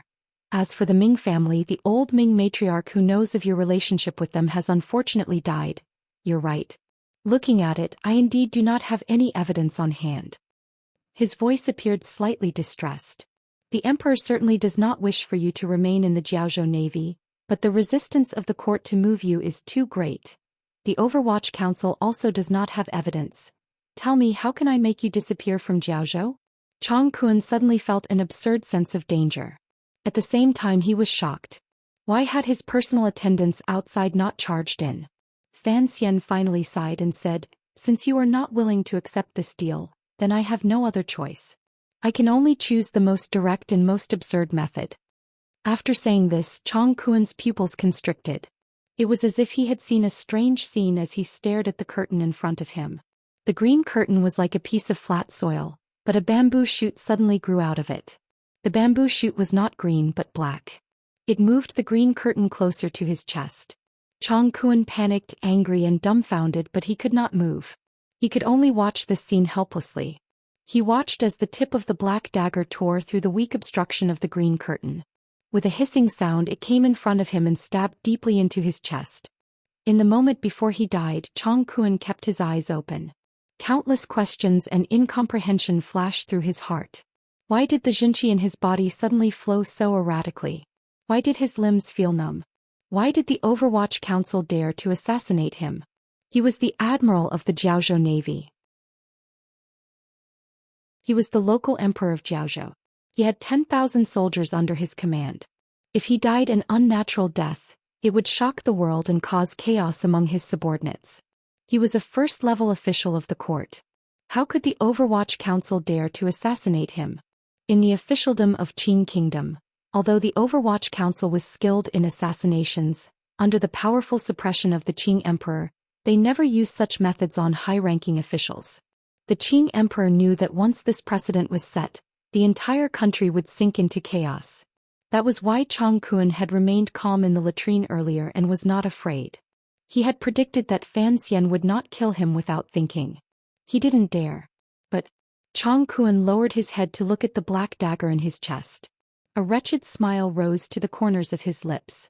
Fan Xian pulled back the dagger and simply wiped away the blood on the green curtain. He stuck it back into his boots and looked at the blood-covered Admiral Chang Kun on the chair behind the curtain. He couldn't resist shaking his head. It was true that even the Qing Emperor would not dare to assassinate a military elder without any evidence. However, he was not the emperor. He had to rush back to Danzhou to see his grandmother. Where would he have the time to waste in a crappy place like Jiaozhou? I am gradually getting better. Thank you everyone. The Jiaozhou operation has just begun. Naturally, I cannot rely on assassinations to conquer the world. However, Fan Xian is a bit lazy. I wish everyone a happy weekend. If you want to know what happens next, please log on to www.com. There are more chapters. Support the author. Support original reading.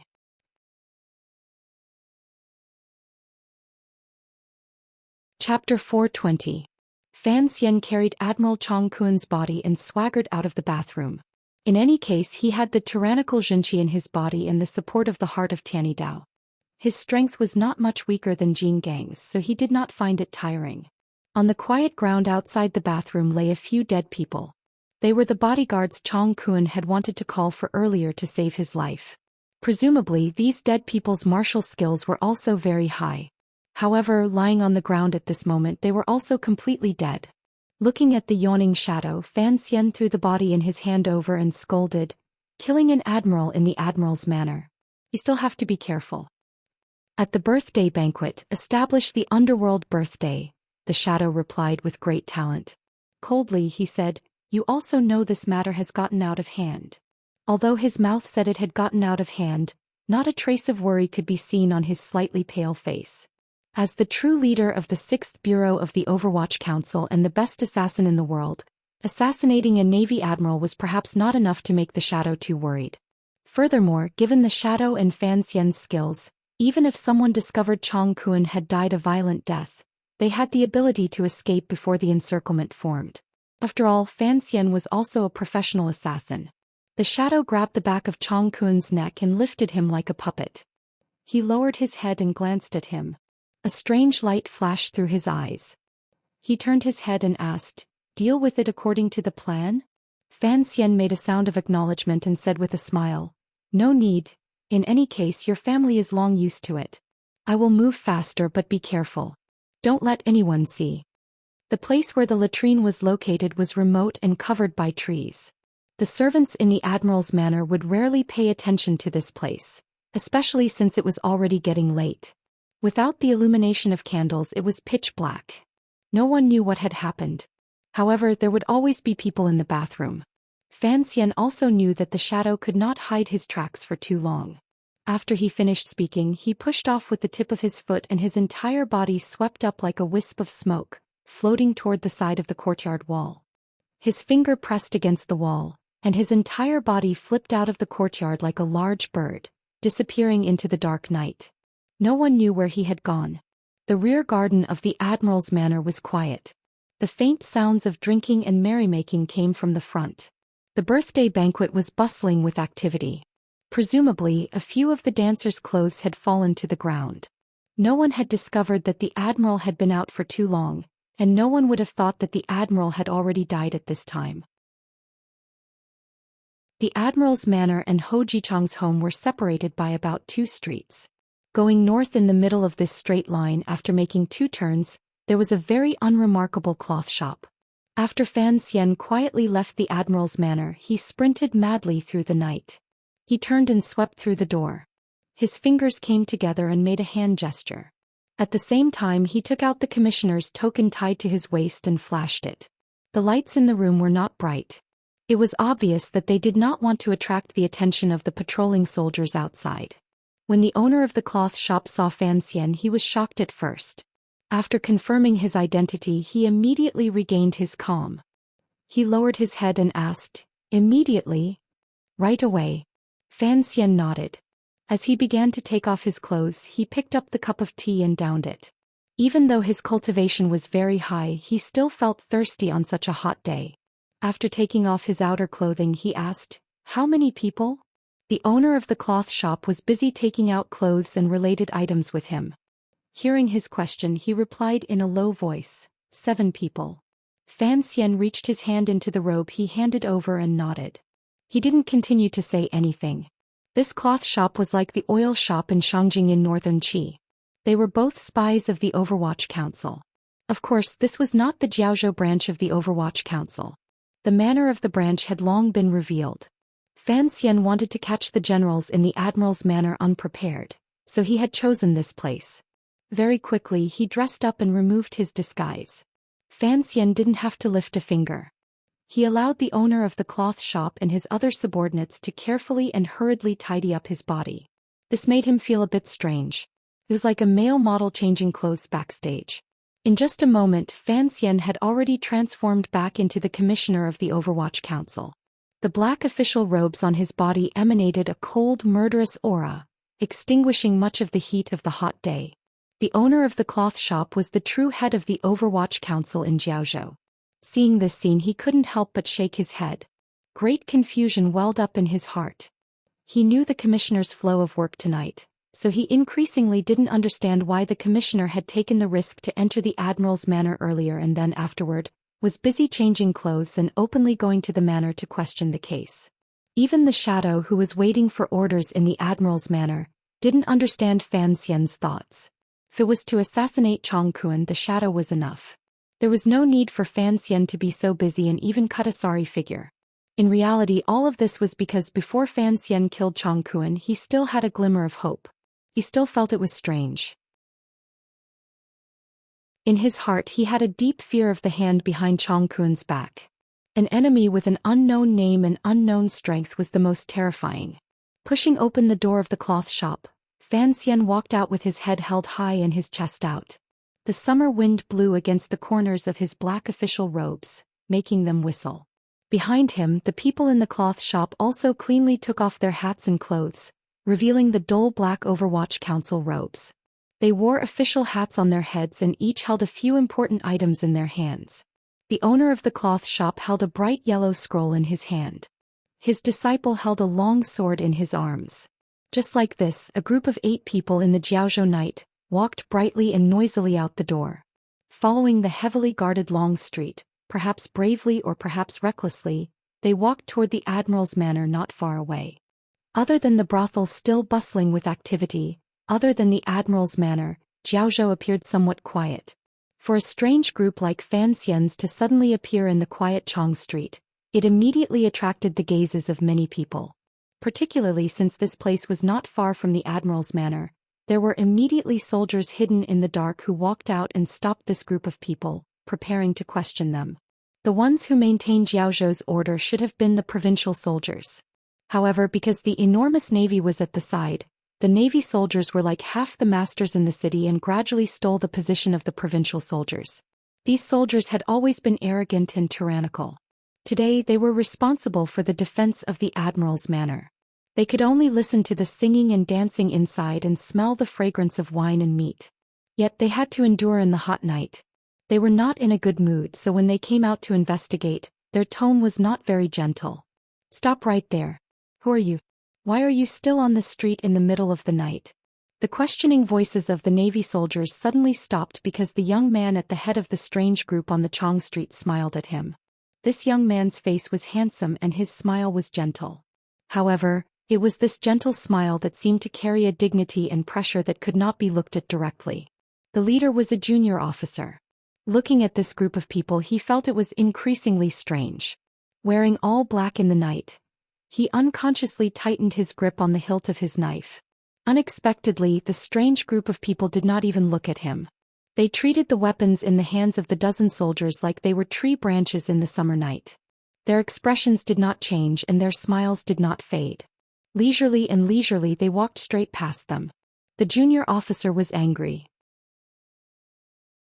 He pulled out his knife and moved to block in front of the other party. The knife broke as soon as it came out. With a crisp clang, the tip of the knife landed on the ground. By Fan Xian's side, the owner of the cloth clothing shop, who had already put on his official robes, pulled back the knife in his sleeve and took out his token. In a cold voice he said, "The Overwatch Council is handling a case." The officer was shocked. Holding the broken knife in his hand, he was speechless for a moment. In reality, the relationship between the Overwatch Council and the military had always been good. The Overwatch Council rarely investigated the internal affairs of the military, so the Qing soldiers were not very afraid of the Overwatch Council. However, there were too many legends among the people. The terror of the council was deeply rooted in the hearts of the people. Officials were also soldiers and soldiers were also commoners. suddenly discovering that a group of ruthless Overwatch Council secret agents had walked past him and had even cut his knife in half. The official still couldn't help but feel afraid. By the time he reacted, he found that the Overwatch Council people had already walked onto the street in front of the Admiral's manor. The officer's heart tightened, but he didn't have time to notify his colleagues in the manor. His eyes spun around a few times. He still hadn't decided whether to immediately report to his superiors or leave the city to notify his brothers in the tent. Of course, the armed forces guarding outside the Admiral's manor were not just this small group of Navy officers and soldiers. The Navy officers in charge of security at the end of the street all discovered the strangeness here and immediately recognized the true identity of this group of black-clothed people. Overwatch Council secret agents. No one knew what the Overwatch Council people wanted to do. They were all part of the court, so the Navy soldiers could not immediately take out their weapons and chop them into minced meat. Furthermore, they knew that the Overwatch Council was a special agency directly under the Emperor. Everyone felt a chill in their hearts as they stared at Fan Xian and his group with eyes full of hostility. A group of Overwatch Council officials walked to the front door of the Admiral's manor under the watchful gazes of dozens of people on both sides of the street. Fan Xian pulled his official hat up and scratched his slightly itchy hair. He raised his head and glanced at the red lanterns outside the manor door and the pictures pasted on them. Smiling, he said to the Navy soldiers at the door, "The Overwatch Council is handling a case by Imperial Edict. Have your master come out to receive the edict." The 6 soldiers had been glaring like tigers. Suddenly hearing the words, "handling a case by Imperial Edict," they immediately lost their spirit. They looked at each other and someone quickly ran into the manor to pass on the message. The rest of them quickly opened the front door and prepared to welcome the angel.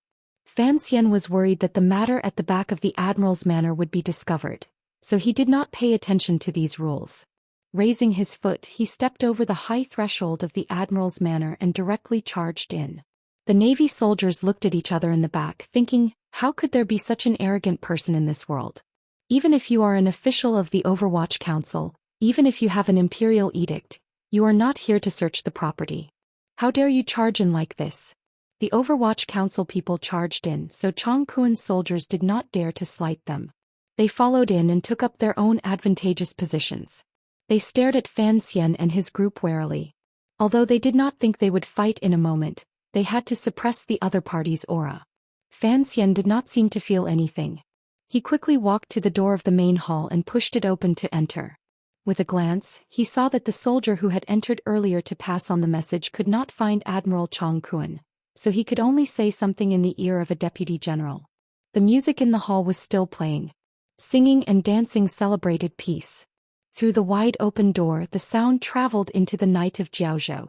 Fan Xian stood at the door and looked at this lively scene with cold eyes. He knew that Chong Kuen's death had not been discovered.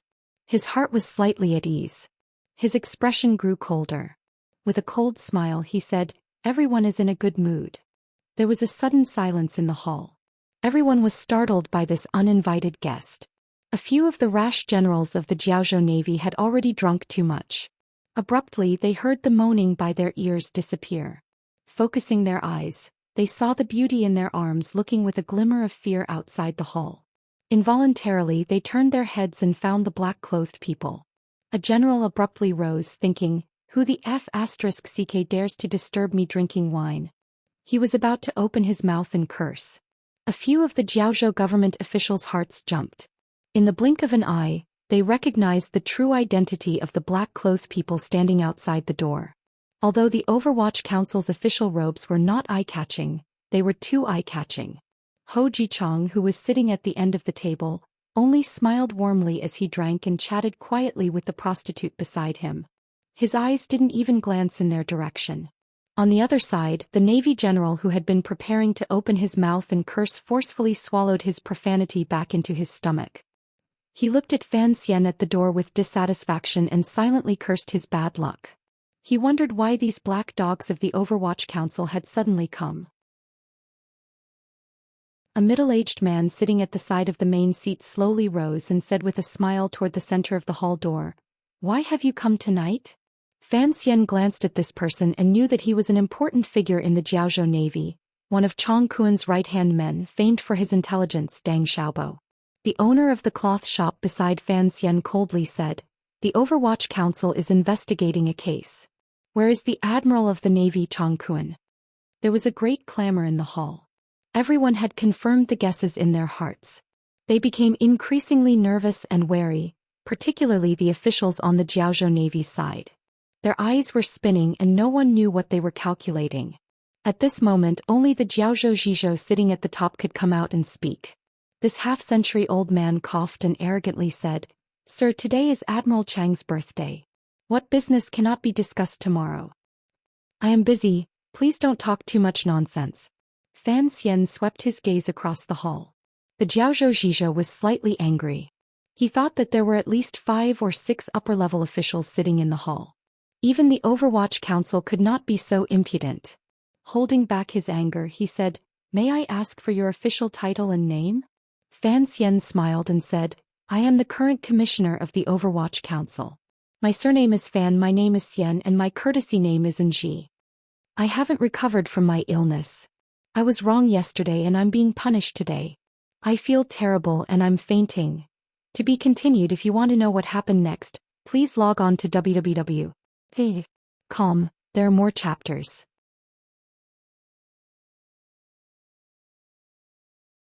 Chapter 421. Not surprisingly, the Admiral's manner, which had already become incomparably quiet, became even quieter. All the officials stared dumbfoundedly at Fan Xian in the doorway. The Navy generals unconsciously pressed their lips together and smelled the impending storm. The entire place sank into a strange silence and hidden atmosphere of confrontation. In the depths of the confrontation was actually the general's fear. Everyone under heaven knew Fan Xian's identity and what the Overwatch Council did. For the commissioner of the Overwatch Council to receive an edict to go to the remote Navy commandery to investigate a case, even if one used their buttocks to think, it was not a small matter. The Navy generals hid the worry in their eyes and quietly glanced at each other. They were all guessing, perhaps something had happened on the East Sea. Different from these generals and officials, the eyes of the dancers and courtesans who had been yelled to the side lit up as they stared at Fan Xian's handsome face. First, it was not easy to see a godlike figure like Sir Fan Jr.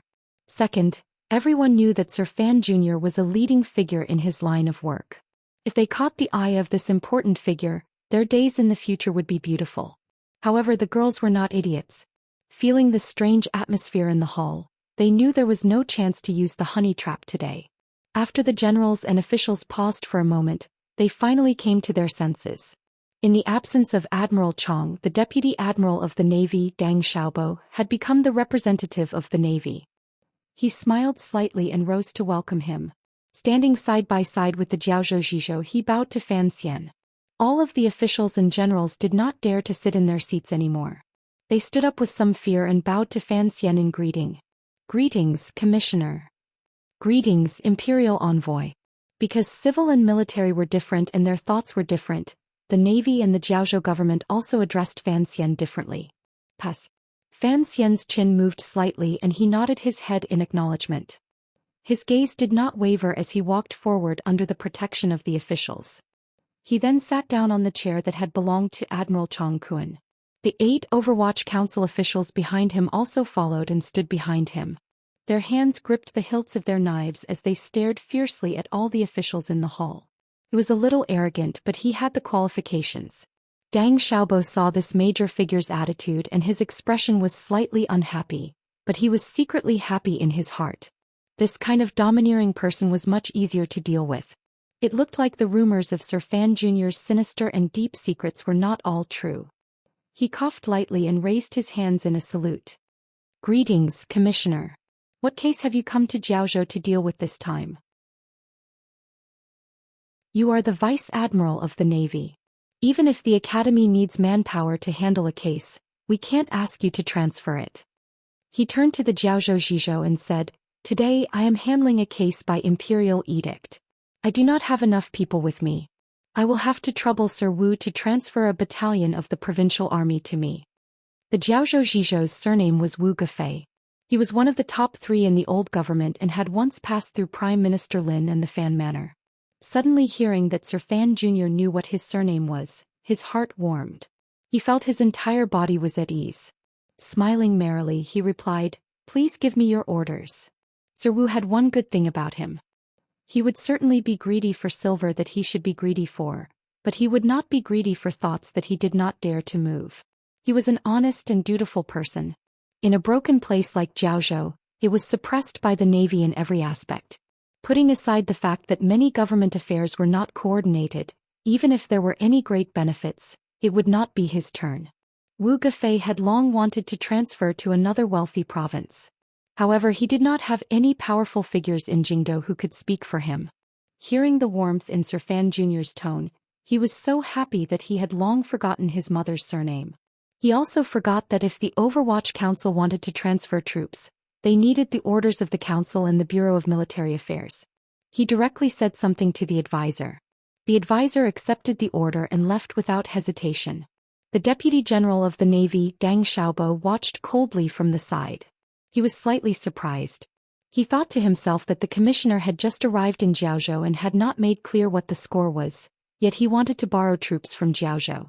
What was he preparing to do? After thinking about it, he immediately calmed down. The local officials in Jiaozhou were weak. Even the provincial army was only a mere few hundred people. Furthermore, they had always been poorly trained. How could they be a match for the navy soldiers? If the Overwatch Council was truly here to make trouble for the Jiaozhou Navy, Commissioner Fan would not have only brought 7 or 8 people in. He also would not have mobilized the provincial army in front of him. Thus Deng Xiaobo was not very afraid. He was just a bit confused. What exactly did the Overwatch Council want to do today? Where is the admiral? The emperor has an edict. Why hasn't he come to receive it? Fan Xian furrowed his brows tightly and asked. Deng Xiaobo's expression became awkward. He also felt it was strange. There was such a big commotion outside, how could the admiral not have noticed? Even if he was playing with women in the back, he should have come out at this time. If they truly offended him, no one would have good days. He smiled bitterly and explained a bit to Fan Xian. With a glance, he had the admiral's personal soldiers enter the back garden to notify the admiral. Fan Xian watched this scene with cold eyes, but he was quietly calculating the time in his heart. After 3 breaths, a wretched cry rang out from the admiral's manor. The sound pierced through the quiet Jiaozhou night sky and traveled far. Everyone in the hall suddenly jumped. Without any time to say anything, they randomly pulled out their weapons from under the table and ran toward the back of the garden. Although no one dared to believe that something would happen in the Jiaozhou admiral's manor, that wretched cry was not fake. Deng Xiaobo's gaze was slightly strange. He didn't leave. He only stared strangely at Fan Xian. Fan Xian didn't even look at him. A sliver of heavy worry surged between his furrowed brows. Did I come too late? After saying this, he had already grabbed the screaming Jiaozhou Zhizhou Wu Gafei. His figure floated and he, along with the panicking navy generals, came to the back garden. There was a pool of blood in the back garden. 7 or 8 personal soldiers of the admiral's manor lay miserably in the blood. Some had their heads separated from their bodies, while others had ghastly bloody holes in their chests. Seeing this scene, the Jiaozhou civil officials couldn't help but feel their legs grow weak. The navy generals stared fixedly at a black-clothed man behind the pool of blood. Their expressions were incomparably agitated. It was as if they wanted to charge forward and tear the other party to pieces to eat. However, they were only anxious and angry. They didn't dare to make any strange movements. In the hands of the masked black-clothed man was the body of Admiral Chong Kun of the Jiaozhou Navy. A stream of fresh blood slowly flowed down from Chong Kun's body and dripped onto the ground. The head of the Jiaozhou emperor was lowered. It was unknown whether he was alive or dead. Looking at the bodies in the garden and the unknown status of the admiral's body, the eyes of the navy generals were about to split open. Their eyes had long turned red. How could these valiant soldiers who often killed on the sea think that there would be an assassin who dared to assassinate them in Jiaozhou and kill so many of their brothers in front of so many of them? Put down the admiral. UB** put down the sword. The generals roared and surrounded the black-clothed man in the center. However, they were afraid to shoot at the rat for fear of harming the innocent. Naturally, no one moved. Fan Xian coldly put down the Jiaozhou Zhizhou Wu Gafei. Gazing at the black-clothed man in the field, he seemed to say to himself, "As expected, he arrived earlier than me." After Deng Xiaobo recovered from his shock, he had already woken up. He deeply felt that there was something strange about this matter. Why would the commissioner of the Overwatch Council personally come to Jiaozhou? Why would he directly charge into the birthday banquet and not secretly investigate the case? Why did Fan Xian's expression earlier seem to indicate that he knew someone was coming to assassinate the admiral? Why did Fan Xian say that the other party had arrived earlier than him? The gears in his mind spun quickly. He knew that this matter had to do with the little island on the East Sea. However, he was not Chong Kun. He did not know of the existence of the Juanshan Conference. He only faintly knew that his admiral was working for some organization. Thus, hearing Fan Xian's purposeful words, he couldn't help but sink into a wild imagination. Deng Xiaobo stared anxiously at the black-clothed man and the admiral in his hands. His temples burned with pain. He thought to himself, was it because the court wanted to investigate that organization, so that organization wanted to kill the admiral to silence him? Was that why Sir Fan Jr. had deigned to personally come? Otherwise, why would Fan Xian be so anxious earlier? However, this thought was not enough to move him. There was still a glimmer of doubt in his heart toward the Overwatch Council. At this moment he couldn't resist sneaking a glance at Fan Xian. Fan Xian's brows were tightly furrowed as he looked at the black-clothed man behind the pool of blood. There was an unspeakable worry, as well as a sense of heaviness that could not be shaken off. "Don't come over. I'll kill whoever comes over," the black-clothed man said in a raspy voice. His words carried a glimmer of ruthlessness and confidence. The Admiral of the Navy was a major official. His life and death would certainly shake the court and affect all the people in the Jiaozhou Navy. Although the Navy generals in the garden were anxious, they did not dare to move. They were terrified that if the black-clothed man's hand shook slightly, Sir Chang's head would be cut off. The Navy soldiers outside the Admiral's manor had long surrounded them and occupied the highest points of the courtyard walls. They all drew their bows and waited, aiming at the black-clothed man in the garden. Surrounded by the army, how could the black-clothed man escape? However, no one gave the order to attack. The Navy generals did not dare to take on this responsibility. They glanced angrily and carefully at the Jiaozhou Zhizhou. At least nominally, this was an incident that happened in Jiaozhou, so it should be handled by the Jiaozhou Zhizhou. The Jiaozhou Zhizhou was startled by the heat of these fanatical gazes. He woke from his earlier fear and began to curse in his heart. He thought to himself, "You damn Navy, you usually look down on me. Now that something big has happened, you push me to the front to block the arrow. I won't do it." The Jiaozhou Zhizhou bit his lip. The person with the highest status in the garden was the commissioner of the Overwatch Council, Fan Xian, who had just barged into the birthday banquet. Thus, everyone stared anxiously at Fan Xian. The Navy generals were a bit afraid. Sir Fan Jr. was famous for not loving life and cared a lot about the face of the court. If he had the sailors fire the arrows, the admiral would not be able to survive. Fan Xian's brows were still tightly furrowed. He took a step forward and stared at the black-clothed man. "I don't care who you are.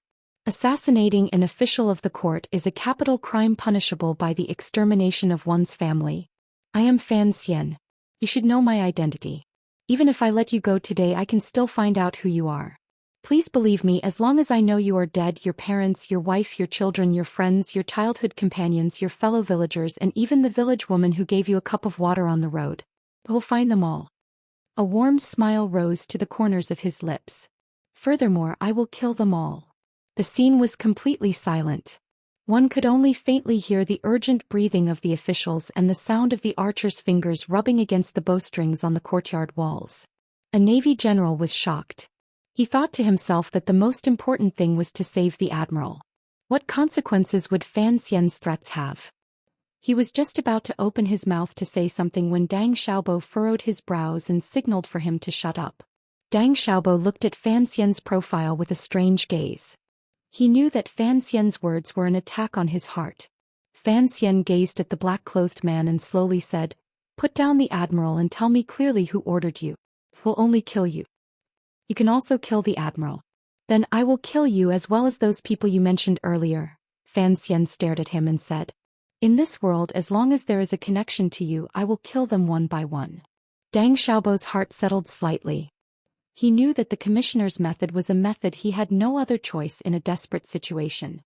It all depended on whether or not the assassin's guard would relax. Sir Fan Jr.? The black-clothed man laughed hoarsely. I really did not think you would come to Jiaozhou. I miscalculated a bit this time. It has nothing to do with me.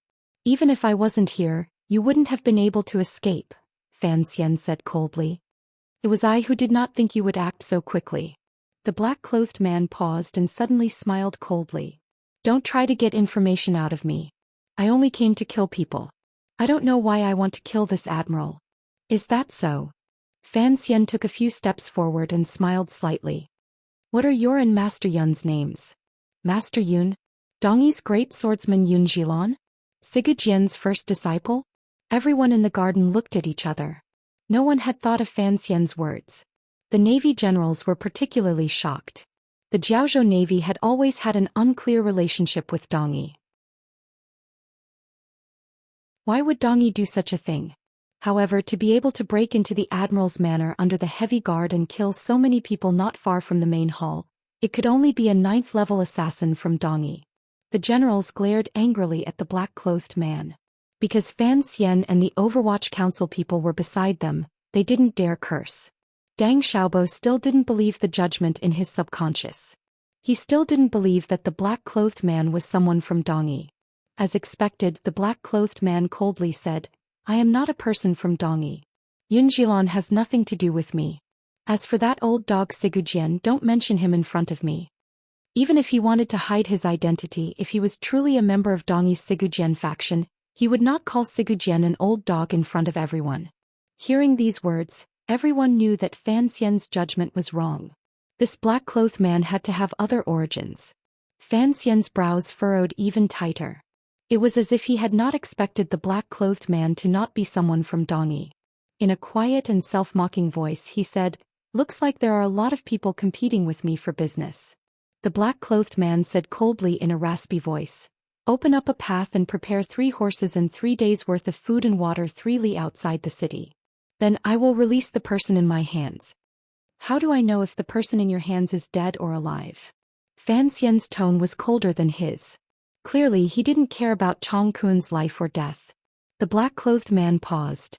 Perhaps he knew he was no match for the Overwatch Council in terms of words and negotiations, so he just shut his mouth. You're not afraid I'll poison the water? Fan Xian continued coldly. Also, it looks like you really don't care about the threat earlier. I won't let you go. If you want to kill the admiral, then kill him. What does that have to do with me? Although he knew Fan Xian was attacking his mind, Deng Xiaobo looked at the admiral in the black-clothed man's hands and was still frightened by these words. The navy generals began to cry out anxiously. The black-clothed man glanced around and smiled coldly. You don't care, but someone does. As for what you said earlier, I am an orphan. No one in this world has ever treated me well, so I don't care if you kill everyone in this world after this. Fan Xian lowered his head slightly. A powerful feeling of absurdity welled up in his heart. The black-clothed man in front of him was the shadow. However, after this negotiation it seemed more and more real. Pretty boy, hurry up and make your decision. Seeing that no one in the garden could defeat him, the black-clothed man coldly gave his last warning. The cold sword in his hand pressed against the back of Chong Kun's neck.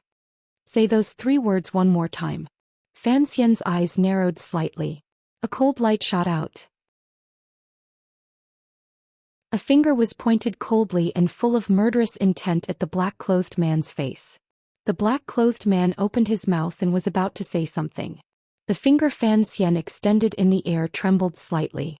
A black crossbow in his sleeve turned into a black light and silently pierced forward. The black-clothed man let out a strange cry. He had no time to use Chong Kun to block his body. His entire body leaned back and his figure flashed twice in an extremely strange manner, dodging this hidden crossbow. In this split second Fan Xian had already closed in. His finger flicked and flicked against his meridian. With a flip of his wrist he grabbed the black-clothed man's wrist. Fwing. Using the power of the coffin breaker technique, Fan Xian was very satisfied with this move. His entire right arm shook and pulled Chong Kun's body back. Immediately after, the tip of his foot pushed off the ground and he and the black-clothed man were entangled together. In just a moment the two of them had fought their way from the garden to the top of the wall. Turning into 2 terrifying black shadows, They fought at a strange speed. Their swords moved without wind and their fists moved without sound. However, their power flowed out in all directions and shook open a gap in the archer on the wall. Inside the wall, Deng Xiaobo had already leaped forward and caught Admiral Chang Kun's body.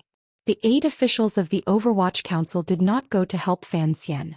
Instead, they nervously stood in front of Deng Xiaobo, terrified that a few more assassins would come out and kill Sir Chang. Their urgency was very clear. Deng Xiaobo looked at the 2 streaks of black light on the top of the wall and anxiously cried out, "Sir Fan, step back. Shoot. Shoot."